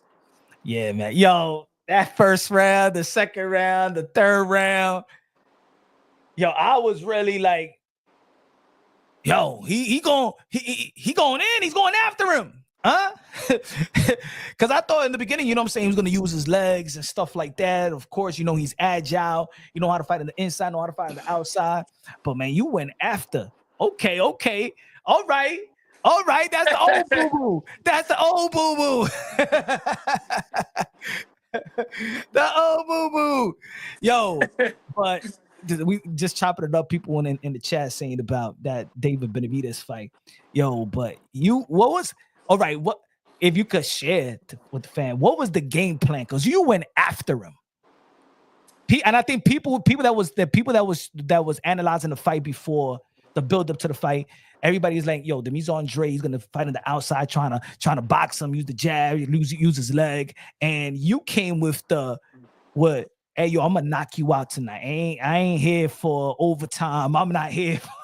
That's the approach that is seen the first round, the second round, the third round, up to the end of the fourth round. What was your game I was plan? beating him for 4 rounds, yeah, for sure. Yeah, And my game plan was that to beat him like that for at least minimum 5 rounds, 4 to 5 rounds minimum, just like that, like straight pressure, combinations, all the shit that I need to do, and then frustrate him in the middle rounds, and then just I know he like young, he got whatever his when you look at his thing, he like rallies towards the end.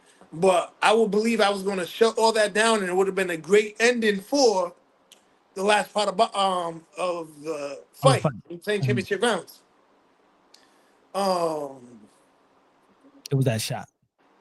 no, definitely I got caught. No, it's clear, right? Yeah, I don't even know how I even got in there. Um, because you had your I hand up. had I had a game plan. A lot of things happened within my within that. Like the ear not hearing certain things because like there's problems or Yeah. there's this life situations like it's just silent. So I'm usually like hearing to do repeatedly every single time, repeatedly. They will mention it because of the situation at hand. Like there was no, it was just like it was sad, bro. It was Mm. sad. It was sad. There was no, and so me not hearing that kept me from doing certain things that I usually do. You know what I'm saying? Okay. Because of like some of the things that happen in life. Yeah. and I went back and I sat down. I was like, "Yo, like how you guys stop doing the things that you're supposed to be doing?" And this just goes to my dad, and I was like, I understand. I'm the one that has to like take it in, work hard, train, provide, help out, do all this other shit, and then I get all the shit, and I still got to step up and make shit happen. Anybody else? There's fighters out there that would went through the situation because He was everybody's gonna taking a go through break. the They're not even situation. fighting. No, yeah, everybody's gonna go through the situation I went through, but it had just happened at that time, and then another situation. All right, I didn't say no, I can't do that because of my mental. I'm not strong enough. Mm-hmm. I'm fighting one of the best too. I can't do that because I don't have. I lost this. Nah, Mm-hmm. can't do that. I can't do that to myself. I can't do that to my family. I can't do that for the sport of boxing. I'm going to, because I love it. I'm going to take it in, and I'm going to like continue to move forward. And nobody even knows. I don't even mention this shit. It's Yeah. not even out there. It's not even out there. I don't use it for excuse. I don't use it for. But I know. I know what it did to me, and it's Yeah. cool. Not taking anything away from David Benavidez. Mm-hmm. I just know it would have been a lot different. Yeah. Mindset, What where you at right now? energy, because it's gone. It was over a year ago. I dealt with it. I had all the all the grieving time, all the like down. Like I went through all that. I finally got a chance to go through all that. Mm-hmm.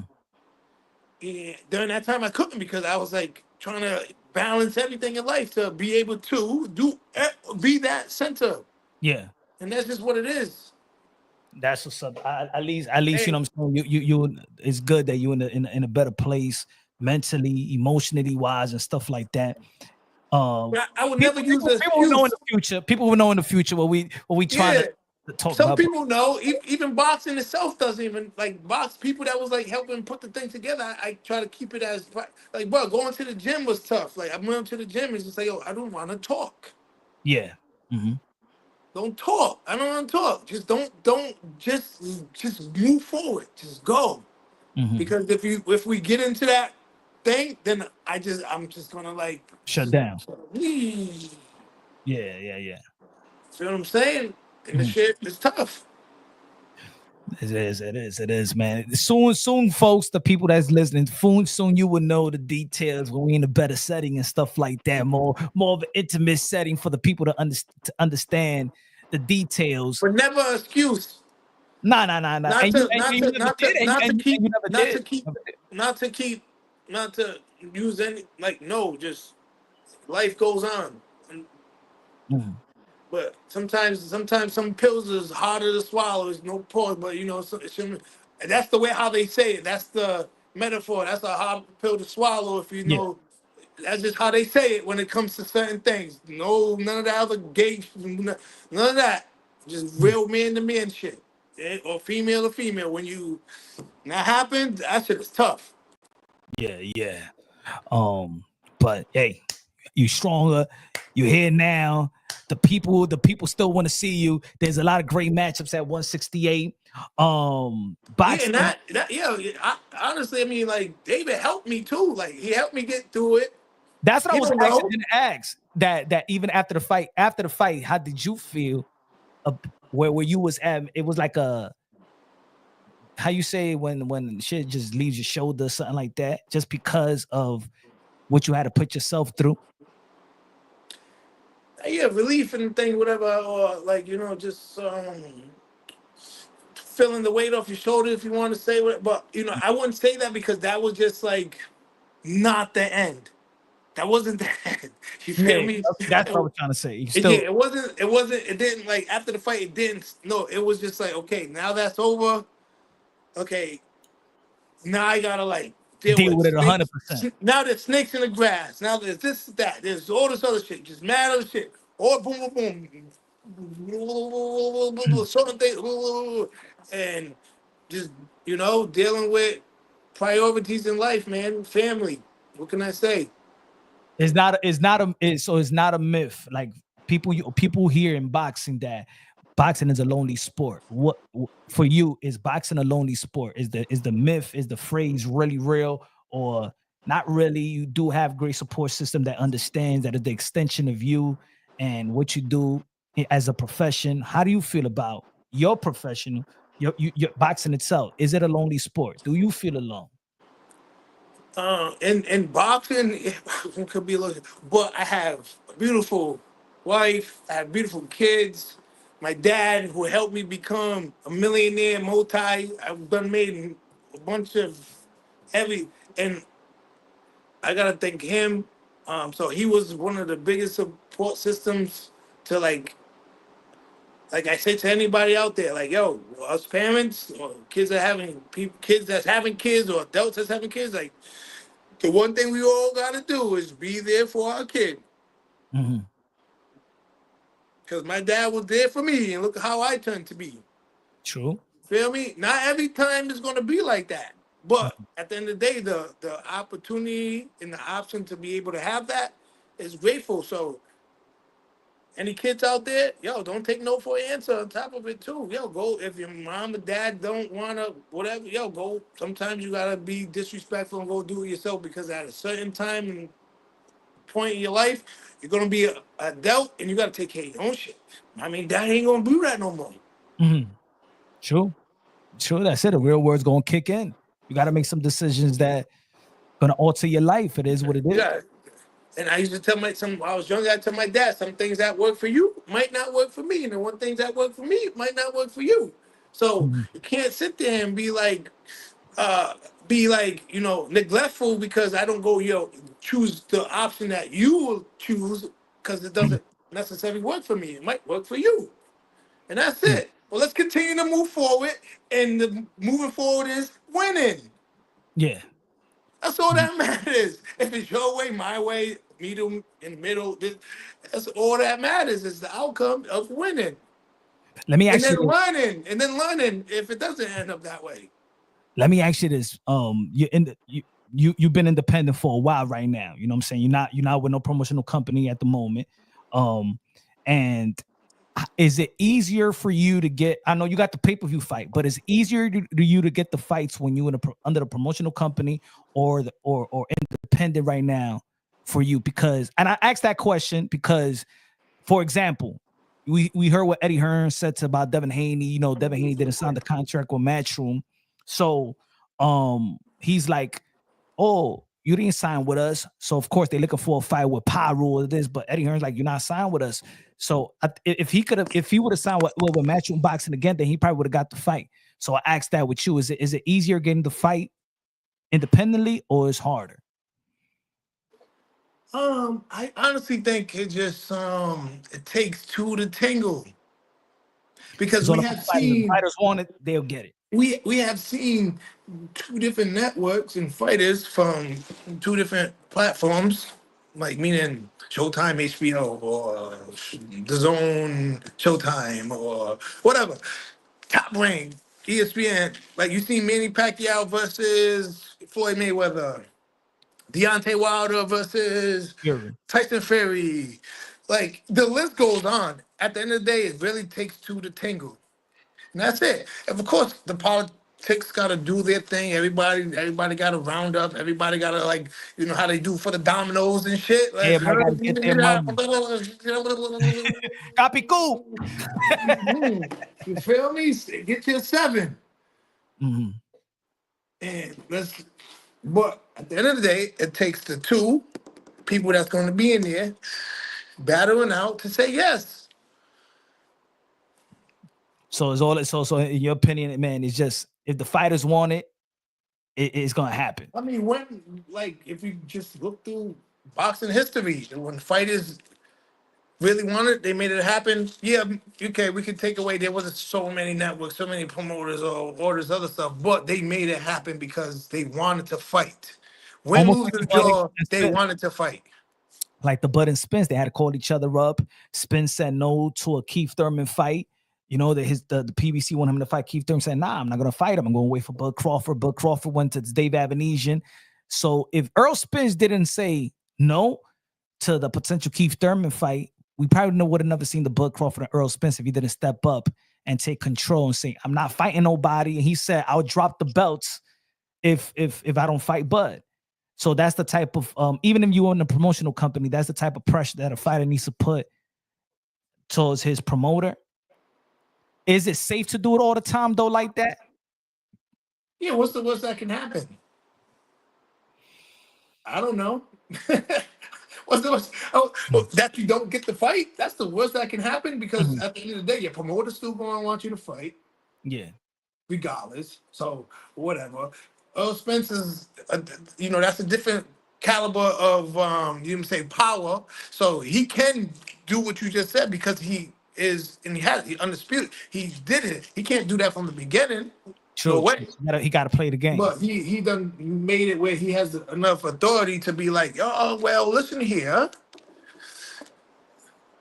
I want to make it. You want to make it, so we're gonna do this. Like, Yeah. I'm not doing it no other way. And so that's how they made it happen. So yeah, I got on the phone with a Charlo. lot of the fighters. I get Charlo, this guy. I try to call some guys. I get their information. I already know how to get a hold, and we have communication. And then it was like, really why I'm hitting you up now, and now you don't want to like kind of like engage. It's just like, bro, you like let's just if you don't. Just be a man to me, and I won't put so much pressure. I'll be polite about it. You know what I'm saying? Yeah. Like I'll be like, Tell me your he situation, bro. doesn't want to fight, which is fine. Mhm. Nothing but respect. And if you ever have that to say, yo, I'm not looking to fight you, then say that. Yeah. Just say that. Just say to the world, say to me, and So you'll be wasting your just time. since I don't like make it seem like you guys want to do it, but you really don't. It's just everybody knows. Yes, okay, and I proved it. Why would you think now, still now, that people is not reluctant to just sign the dotted line or just I want to get the mise en drink under my belt. What is still just talk like a fan and you watching the mise en drink. Why people still is reluctant to fight you? Like why? All I could do is really base it off I watched I was like, man, oh man, if I was 10 more pounds heavier and fucking I would fucking out of David Sheets rematch. Like, yo, listen, when I like towards like I can't remember, I gotta watch it again, but when I hit David, right, when I was like taking some shots, I was like, trying to weigh him down, like get inside close, smother him, do my thing, I knew I was gonna hit some little boom boom boom, and I lured him right into the double uppercut. His chin, his head hit the back. She was like, wrong, and came back in, right? And I came, bang, bang. And he smiled, laughed, and he came like fucking King Kong from Duncan. He's like, afterwards, I was like,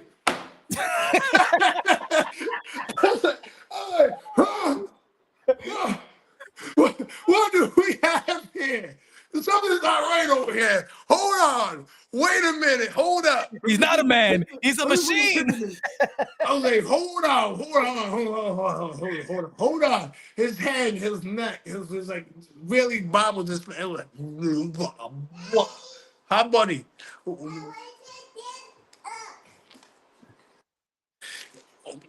This is what David Benavidez's face looked like when I hit him with those two uppercuts. It was like blah blah. Wow. And then he got skin again. Huh? Yo, he tried. I remember when I seen Boo Boo after the fight. He said, "Yo, I hit him with my best shots," and the mother effer just laughed.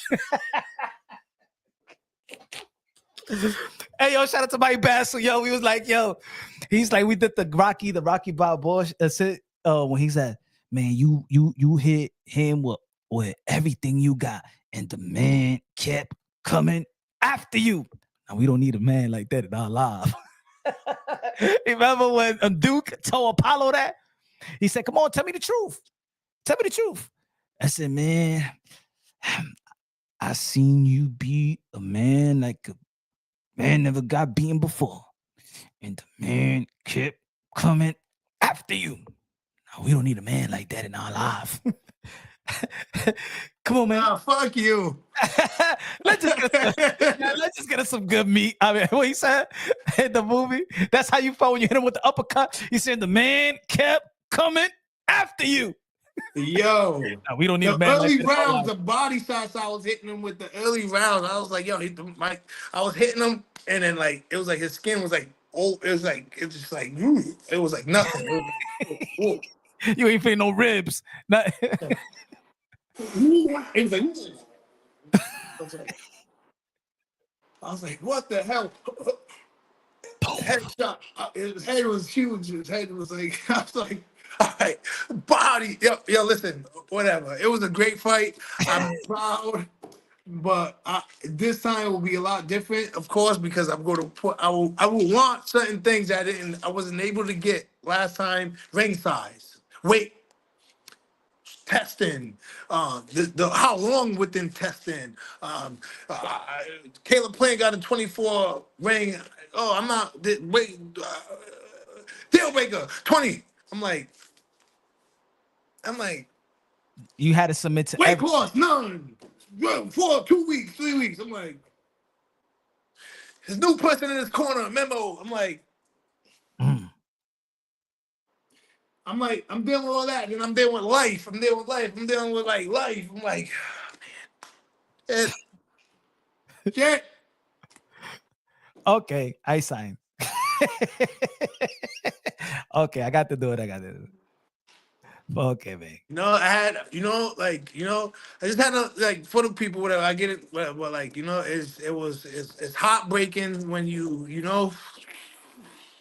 it's heartbreaking. Yeah. It takes a long time. When was the last time you did taste defeat since then? How was the loss? I know, of course, it's never in the professional. What was the last time you lost in the amateurs? So it's been like what 17 years since the last time you tasted defeat. Now I take defeat often, but no, but in the ring, in the ring itself, man, I don't think I ever really took defeat. Even my last, I'm like Adrian Broner. Nigga, I didn't lose. All right, What you talking about? when you got What you out talking point, about? when the judges Huh? when the judges said that you lost. I was like, fuck them too. I was like, get I out of knew here, that. judges. I don't know what you was watching. I must have made you A B shit. I was like A B shit. I do it for the hood. And at least I would have thought that y'all would have got because you was cool with Danny Jacobs. I would have thought y'all would have fought something, man. Because Yeah, you can't. I thought about that too for a very long time because we talked. I was like, yo, would you want to fight? He was like, I don't know. I mean, not really. I was like, all right, me either. I don't really because like we had, but I was like, if we had to, and then it came down to it started trickling down to like I was like, nah, this time like now that them years had passed, like we need to fight. Mhm. Like, yeah, I would fight you. Just now it changed. Like now today's world and where how things are going, there's not as many Option. characters and yeah. Like, yeah. We if they ask me, I'm gonna say, yeah, I would fight you. And if his own manager, Connolly, I even told him, I was like, yeah, put that together. Yeah. I give you a little something. Yeah, come on. Shit. I love Danny. Nah, I know. And so But I love him enough to make sure that if I can make $1 million, he can make $1 million. If I can make $2 million, he can make $2 million. So yeah, why not? hey, Mike Tyson said it before, man. He was the first one that said it like friends should fight each other. Yeah, why not? Like Caleb Plant, yeah, bro. Like, there's no like, if I can help you, you can help me. Chalo, I'm not saying when like dumb guys is different. Danny Plant, like we really have real relationships, so it's a little different. Yeah. But as time go on, you see who's like that checks in.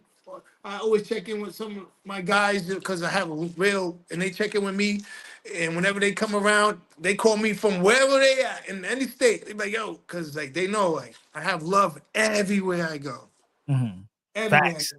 Facts. Everywhere They I love go, Ruru yo. out here in New York. They love Yo, Ruru. New York, Florida, Texas, fucking California, Washington State, Seattle, DC, just any Wyoming, they love me. Colorado, they love me. Like, trust me, there's not one. Portugal, Amsterdam, like just whatever. My Amsterdam people, my Rotterdam people, if they gonna Cape Verde, man, Spain. Oh my God! Listen, I'm Mr. International for real now. Yo, so I hey, spend a lot of money traveling. Ask about me. yo, I just don't be like this.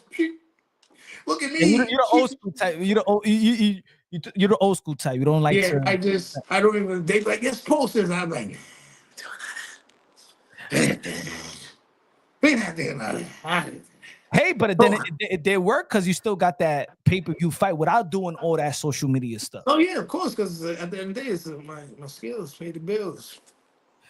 What do you think about Turkey though? You know what I'm saying? Everybody doing, working with Turkey. You know what I'm saying? Do you see yourself doing business with Turkey?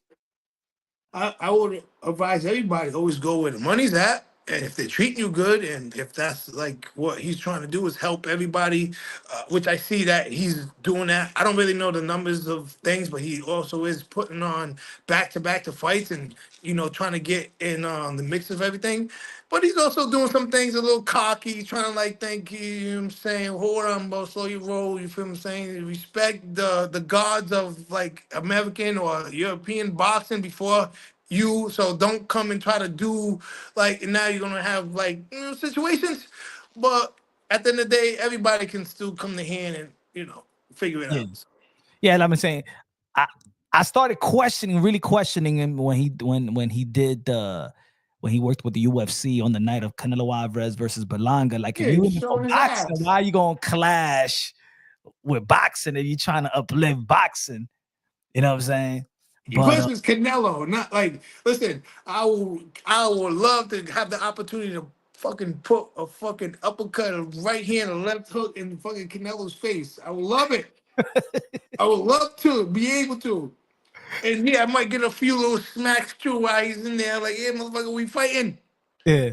But to kind of disrespect Canelo, who was like, who is the Mexican fan base and the people that love boxing, for him to try to do that, it's like, come on, bro. Against Canelo, you can't do that. Yeah, and then want to work You with him. can't prove your point over there. Not with this guy. Mm-hmm. If it was Andre Ward, okay. So you so But not Canelo. Not Canelo. Come on, guys. so it's cool to Ward, yes, bro. Canelo, come on, man. so it was it was good that he snubbed him. That Canelo Alvarez snubbed Turkey when he's like, we have an offer for you, Canelo. And if you're smart, you'll take it. Listen, Canelo has been doing it for a long time. Listen, you know, somebody like Canelo who was able to like really gain power through the people that helped him get there. Because he didn't do it himself, but he did step up and make sure he won. But he does have losses. But he showed up, and the Mexican background, the country, for every which one of their fighters, they show nothing but support, and so that's like a great thing to see, regardless of the situation. I my ups to everybody that follows their countrymen and support anybody that's putting their life on the line. Straight up. Man, What was the after party like in Serrano? What was that like? What happened there? After the fight, after the event, was her sister there? Cindy? Yeah, her sister, like just a twin, right? Something like that. His family, the whole family was there. Jordan, yeah, Cindy was there. Jordan. She's still fighting or no? Nah, she's married with Jordan. With the manager. Oh, the coaches. The coach. The Cindy is Jordan's wife. Oh, okay. I didn't really know the dynamic of things, but okay, yeah, cool. Yeah. But that's a beautiful family. I'm asking them question because, like, you know what I'm saying? It's a beautiful family. Yeah. Sisters fighting, like, just what happened? Tell me. Well, the after party, my flight left at 6:00 in the morning, so there was no after party for me. But it was party all over. Pre-fight party. Like, tell me what the hell happened when you was out there. Oh, yo, it was great, bro. The atmosphere, I never been to an atmosphere like that, bro. Never. Y'all been to a lot of boxing event. Yo, it was crazy. Is the celebrities, the fans, the way they was treating even Netflix. Yo, Netflix, I wish they stay in boxing. You know, I don't even like a lot of promotional, you know, do it, media credential and all that. But Netflix people, and then throughout the week, there was another spot right next to the venue that it was hosting the weigh-in, the press conference, and it was like a party every night in that venue. You know what I'm saying? So it was good network atmosphere. It was a good event. A lot of actors, actresses. You know. Did you get interviews with any of the actors, actresses, any of the people that you mentioned? Did you you starstruck? Did you little girl? I don't get starstruck. I'm from New York. I see this. At least I see a bunch of these people. Come on, you know how it is. It's hard to get starstruck. Hey, I gotta ask you questions too sometimes. No. Yeah. You know what I'm saying? You can ask Mr. Moonshine. I didn't get too many interviews because I really just went there to really support Serrano. You know what I'm saying? Fine. Yeah, for sure. Yeah, so I wasn't trying to. What's up with this though? This is all like, you know what I'm saying? What you working on? What you working on? Nah, man, you gotta let it grow. You know, winter's coming. Then when the summer comes, you know, bang, you cut it. Then I feel younger. You know, right now, bang, I'm a little old man. And then when I cut it up, oh my God, is that you? Oh my God, you're a baby. But yo, nah, it was great, bro. That's why I've been pumping. Like, no, I want Netflix to stay in boxing, bro. I need Netflix to stay in boxing. You know what I'm saying? Yeah, man, that was man. What you should have gone, bro. No, I know. I wanted to, but you know what I'm saying.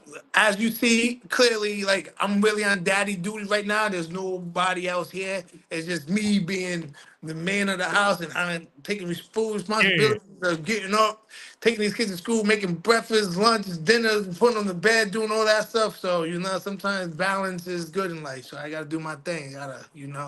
Sometimes you gotta just step up to the plate. Now, when I was talking to Roy Jones right before the fight, so I was in the ring, and I'm like, "Yo, Roy Jones, we're going to barbecue the ribs. Watch." He goes, "Yeah." He's like, "Yeah." Shaq was there.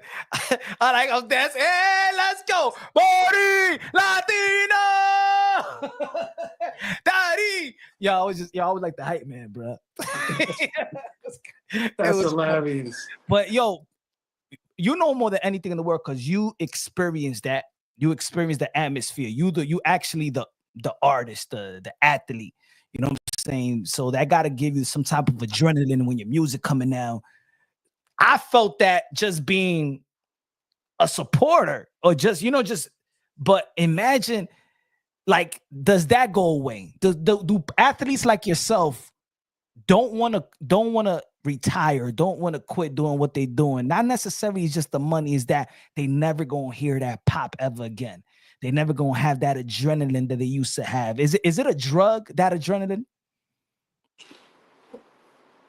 It's a good question. Yesterday, funny. I don't even get out much in my home state as much. I do like do my thing, but I'm more like just want to be responsible, handle my kids, do the thing. Boom, boom, boom. I bring my kids to for activity, and there's like there's like people going up the escalators, right? And I'm going down, and they're like, a fan full of them just stops trying to run down the escalators, like run back down, like, and I'm just sitting back, and like, I'm like, you know what? I'm gonna sit back and I'm appreciate this and watch this shit because there's other people like, oh, yo, to me, what? Yo, can I get a photo? Yo, man, whatever. Like, even if they see me and it's just they know like what I do for my community, the love, just like every time, all the time, it's just like, yo, damn, um, and just and I was just like, I'm gonna sit here while I do things, and I'm gonna wait for this group to like finish running down Yeah, the opposite way, just to like shake my hand and take pictures and shit. I was like, yo, you gotta love that. yeah, So I can understand the point of like that, but if you could get that outside the ring, then continue to get it outside the ring. Unless like you're Mike Tyson at 58 years old and you yeah. can make $20 million. I'm be like this. I'll be biting my gut like this. Ooh, I'm about to spend some money. Ooh, I'm about to buy some shit. Ooh, they do. Ooh. It wasn't biting it. The announcer's like, oh, back in his past, he had been biting on gloves for life. I was like, that boy biting on that money. It tastes good. You try to kill. I'm so excited. Look at him bite you, motherfucker. He said, I got a body sensation. I would too. He's like, when's the last time I seen these numbers again in life? Shit. I was like, let's go, Mike. Let's go. That, Jones and everybody was there, like supporting, but he's like Jones, Holyfield, Lennox Lewis, all of them. They're there supporting, and they're like, I don't see it in his legs. I was there. He's gonna be dancing later. He's gonna be dancing later. that Fuck need the that. mountain. He He'll will float. be dancing later. He ain't got the legs tonight to be doing all this boxing shit, but he will be dancing later for sure. Yeah, Come man. on, man. You I'm gotta glad. respect. I'm glad that you feel like that, because there's other people like that. That's like, oh, why Mike is doing this? Like I was saying in the beginning, why Mike is doing these 58 years. Man, please, man, let the man collect a 50. Are you giving him $20 million? Or all you motherfuckers put your money together that's complaining and give him $20 million and he won't fight? How about that? You can do that too, but the answer will be like, no, I'm not. And So he's that's doing what. he's doing the one thing he knows how to do. Yep. Makes that money stepping into the ring. Yeah, and that's what I was saying earlier. Like, okay, oh, I don't he's know gonna what he mess. made, but it was damn sure good. Get out with he's gonna make. He's gonna make 20. He's gonna. He's gonna. His legacy is gonna. It's gonna affect his his legacy. legacy, huh? He about to. Legacy. Everybody got some great grandkids. Like, listen, I love the context. I love how they did all the things, like I said, but come on, man. 58 years old, bro. Come on. Come on, guys. Like, delusion starts kicking in. A little bit like, oh shit, look at Mike Tyson. Oh God, he's 20 years old. Oh my God, the first 20 heavyweight champion. Oh my God, oh my God. Years goes on. They show all his career. He has been in the ring for 20. He's out here smoking weed, doing all this shit, drinking, boom, boom. Not fucking giving a fuck. He gets in the ring and make $20 million, go 8 rounds. I will be like this. Yo, I think the smack on Thursday sold it. Like if it was 60, what they say, 65 million viewers on Netflix. Oof. I think without the smack it's like 45, but that smack added so much. Yo, because when the smack, everybody started hitting me. Even high school people that haven't hit me up. Hey, Mike Tyson gonna fight Jake Paul? Yo, that smack. Everybody was saying, damn, Mike Tyson ain't saying too much. That smack, everybody around the world was talking about it and got engaged with the fight. Nah, for sure, of course. Man, Boo, on the That's Mike Tyson. So Boo, so I gotta. So this is what you gotta do. You gotta smack somebody. Who should we smack? We got Canelo. We got Charlo. You cool with Kalen Plant, so let's keep it there. Berlanga, Jaime Munguia. Berlanga, we're cool too in the streets. I see him. We bump each other in the hood in New York City. I'd be like, what's good, motherfucker? He'd be like, yeah, what's good? I'm like, you already know, nigga. He'd be like, I'm right here, you right there. We good? He's like, yeah, we're good, man. That's what I mean. Y'all cool. Let's be cool in the ring, my brother. Let me get a little checky check and get a little checky check. No, for sure. Listen, at the end of the day, I'm gonna whoop anybody's ass to put my best foot forward at the end of the day. But it's not like fighters are not look, like I said, like you got Mike Tyson, Holyfield was there, Buster Douglas, Riddick Bowe, like Riddick Bowe and Holyfield, right? I'm in Florida because I spend a lot of time there, I have places there, whatever. And like I go to like the across the street from the Hard Rock, the old heavyweight factory. It's like a little like thing they do. It's not my business to say, but it's Riddick Bowe and Holyfield. When I walk in, and it's like they fought each other how many times? Three times. And what they doing? They in there. I don't know if they are related to that business that's in there, just there hanging out, chilling. At the end of the day, like, yo, there's no real, it shouldn't be, let's just handle our business, bro. Mm-hmm. Let's just fight, and then we could go hang out and have dinner and make business and like collab and so many other ventures. It's not a problem. You're a businessman. That's it. It's your life. We're not enemies. Yeah, for sure. Like, but don't act like we are either. Like, that's my real situation with the little child. Like, he makes it seem like, it's like, bro. How about that one? Jamel Charlo versus Demetrius Andre. He did go to 168. He's not fighting again. You don't think back down to he's at 168 at least. He's going down to 154 and be like, I'm gonna stay right here. 154 in Bud Crawford. I think that's the best fight at 154. Yeah, go make that fight, but he ain't coming up to 160 to fight me. I'll beat the shit out of him. Woo! Hey, Iron Man, another opportunity. And if his brother got something to say, I can mentally help him with prescription. I give him a prescription for sure. Yo, we need too many fights there. But don't want to keep you longer than that. I know you got your daddy's duty and stuff like that. The kids need pop's attention and stuff like that. I made it clear, you're my boy, you know what I'm saying? I talk to you whenever we get to talk and shit like that. So it's just like, I haven't got an opportunity to really charm in with my boy Punch. You feel me? So it's whatever, man.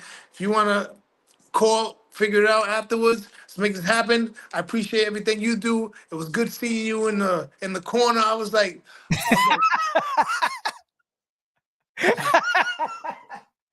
so your shit wasn't buffering? Oh, it did right on your face. It was like, I was like, wait, hold up. Also, That's punch. so Netflix, they knew how to freeze it up. I was like that. Yeah, I was like, that's punch. I was like, no wonder we hang together. Hey, yo, I'll tell you that I can say that to the people, man. Yo, Boo Boo's one of the realest motherfuckers out here, bro. He's the realest motherfucker out here. You know what I'm saying? They know. They know when the people that know, they know. They know. Anybody else that's sponsored fans will really never get that experience in life because it's not for them. But they get the experience of seeing me do the best I can in the sport of boxing, like I've been doing for many years. But outside of that, we can go anywhere in this world. My brother, you're my brother, people bro. Love me. Brother. People love me, and I love people. So what's up, buddy? Anywhere in this world, and red carpets everywhere we go. Let's go. And you already know I roll with the best of them too. True. I roll with the best of them too. There's a Boo Boo in the boxing ring. There's a Boo Boo in the street. I mean, I'm just the man with the man, but I'm the man. It's all good. But yo, man, good luck. Yo, of course, we're gonna chop it up when you're back in New York. Oh, I gotta go out there, roll out it. Oh, we go to Cape. You know what I'm saying? We go to the carnival or something like that. You know? We can put something together. Yeah, man. Soon. Well, good talking to you, man. Good seeing you. Me too, my brother. Love. All the supporters out there. You know what I'm saying? Just why not Andre? Why not Andre? Let's do we need a whole campaign. Why not Andre? Like, y'all other media folks and boxing content creators, y'all media never want to ask Caleb Player Berlang. What about Caleb? Hey, yo, Caleb Player, Demis Andre. Hey, yo, Jaime Munguia, Dimitri Andre. What happened? No, like hing, what happened? If I hang, what happened? I was at a Hublot event, the Warts. Right? I was like, Munguia, everybody was there. We was chilling, good. Boom. His manager come up to me. He's like, please, you want a Hublot? I was like, I would like one. Yeah, I don't want to have one. He's like, no, but I was like, I mean, if I want one, I could get one, but like, I'm not really in. But he's like, no, don't say Munguia, please, my friend. We don't have nothing to do, okay? We have nothing to do. And then Munguia comes over. I was like, what's good, man? Shake hand. And I was like, he said, and I was like, oh, you know English? I was like, oh, you know proper English. You can speak. I was like,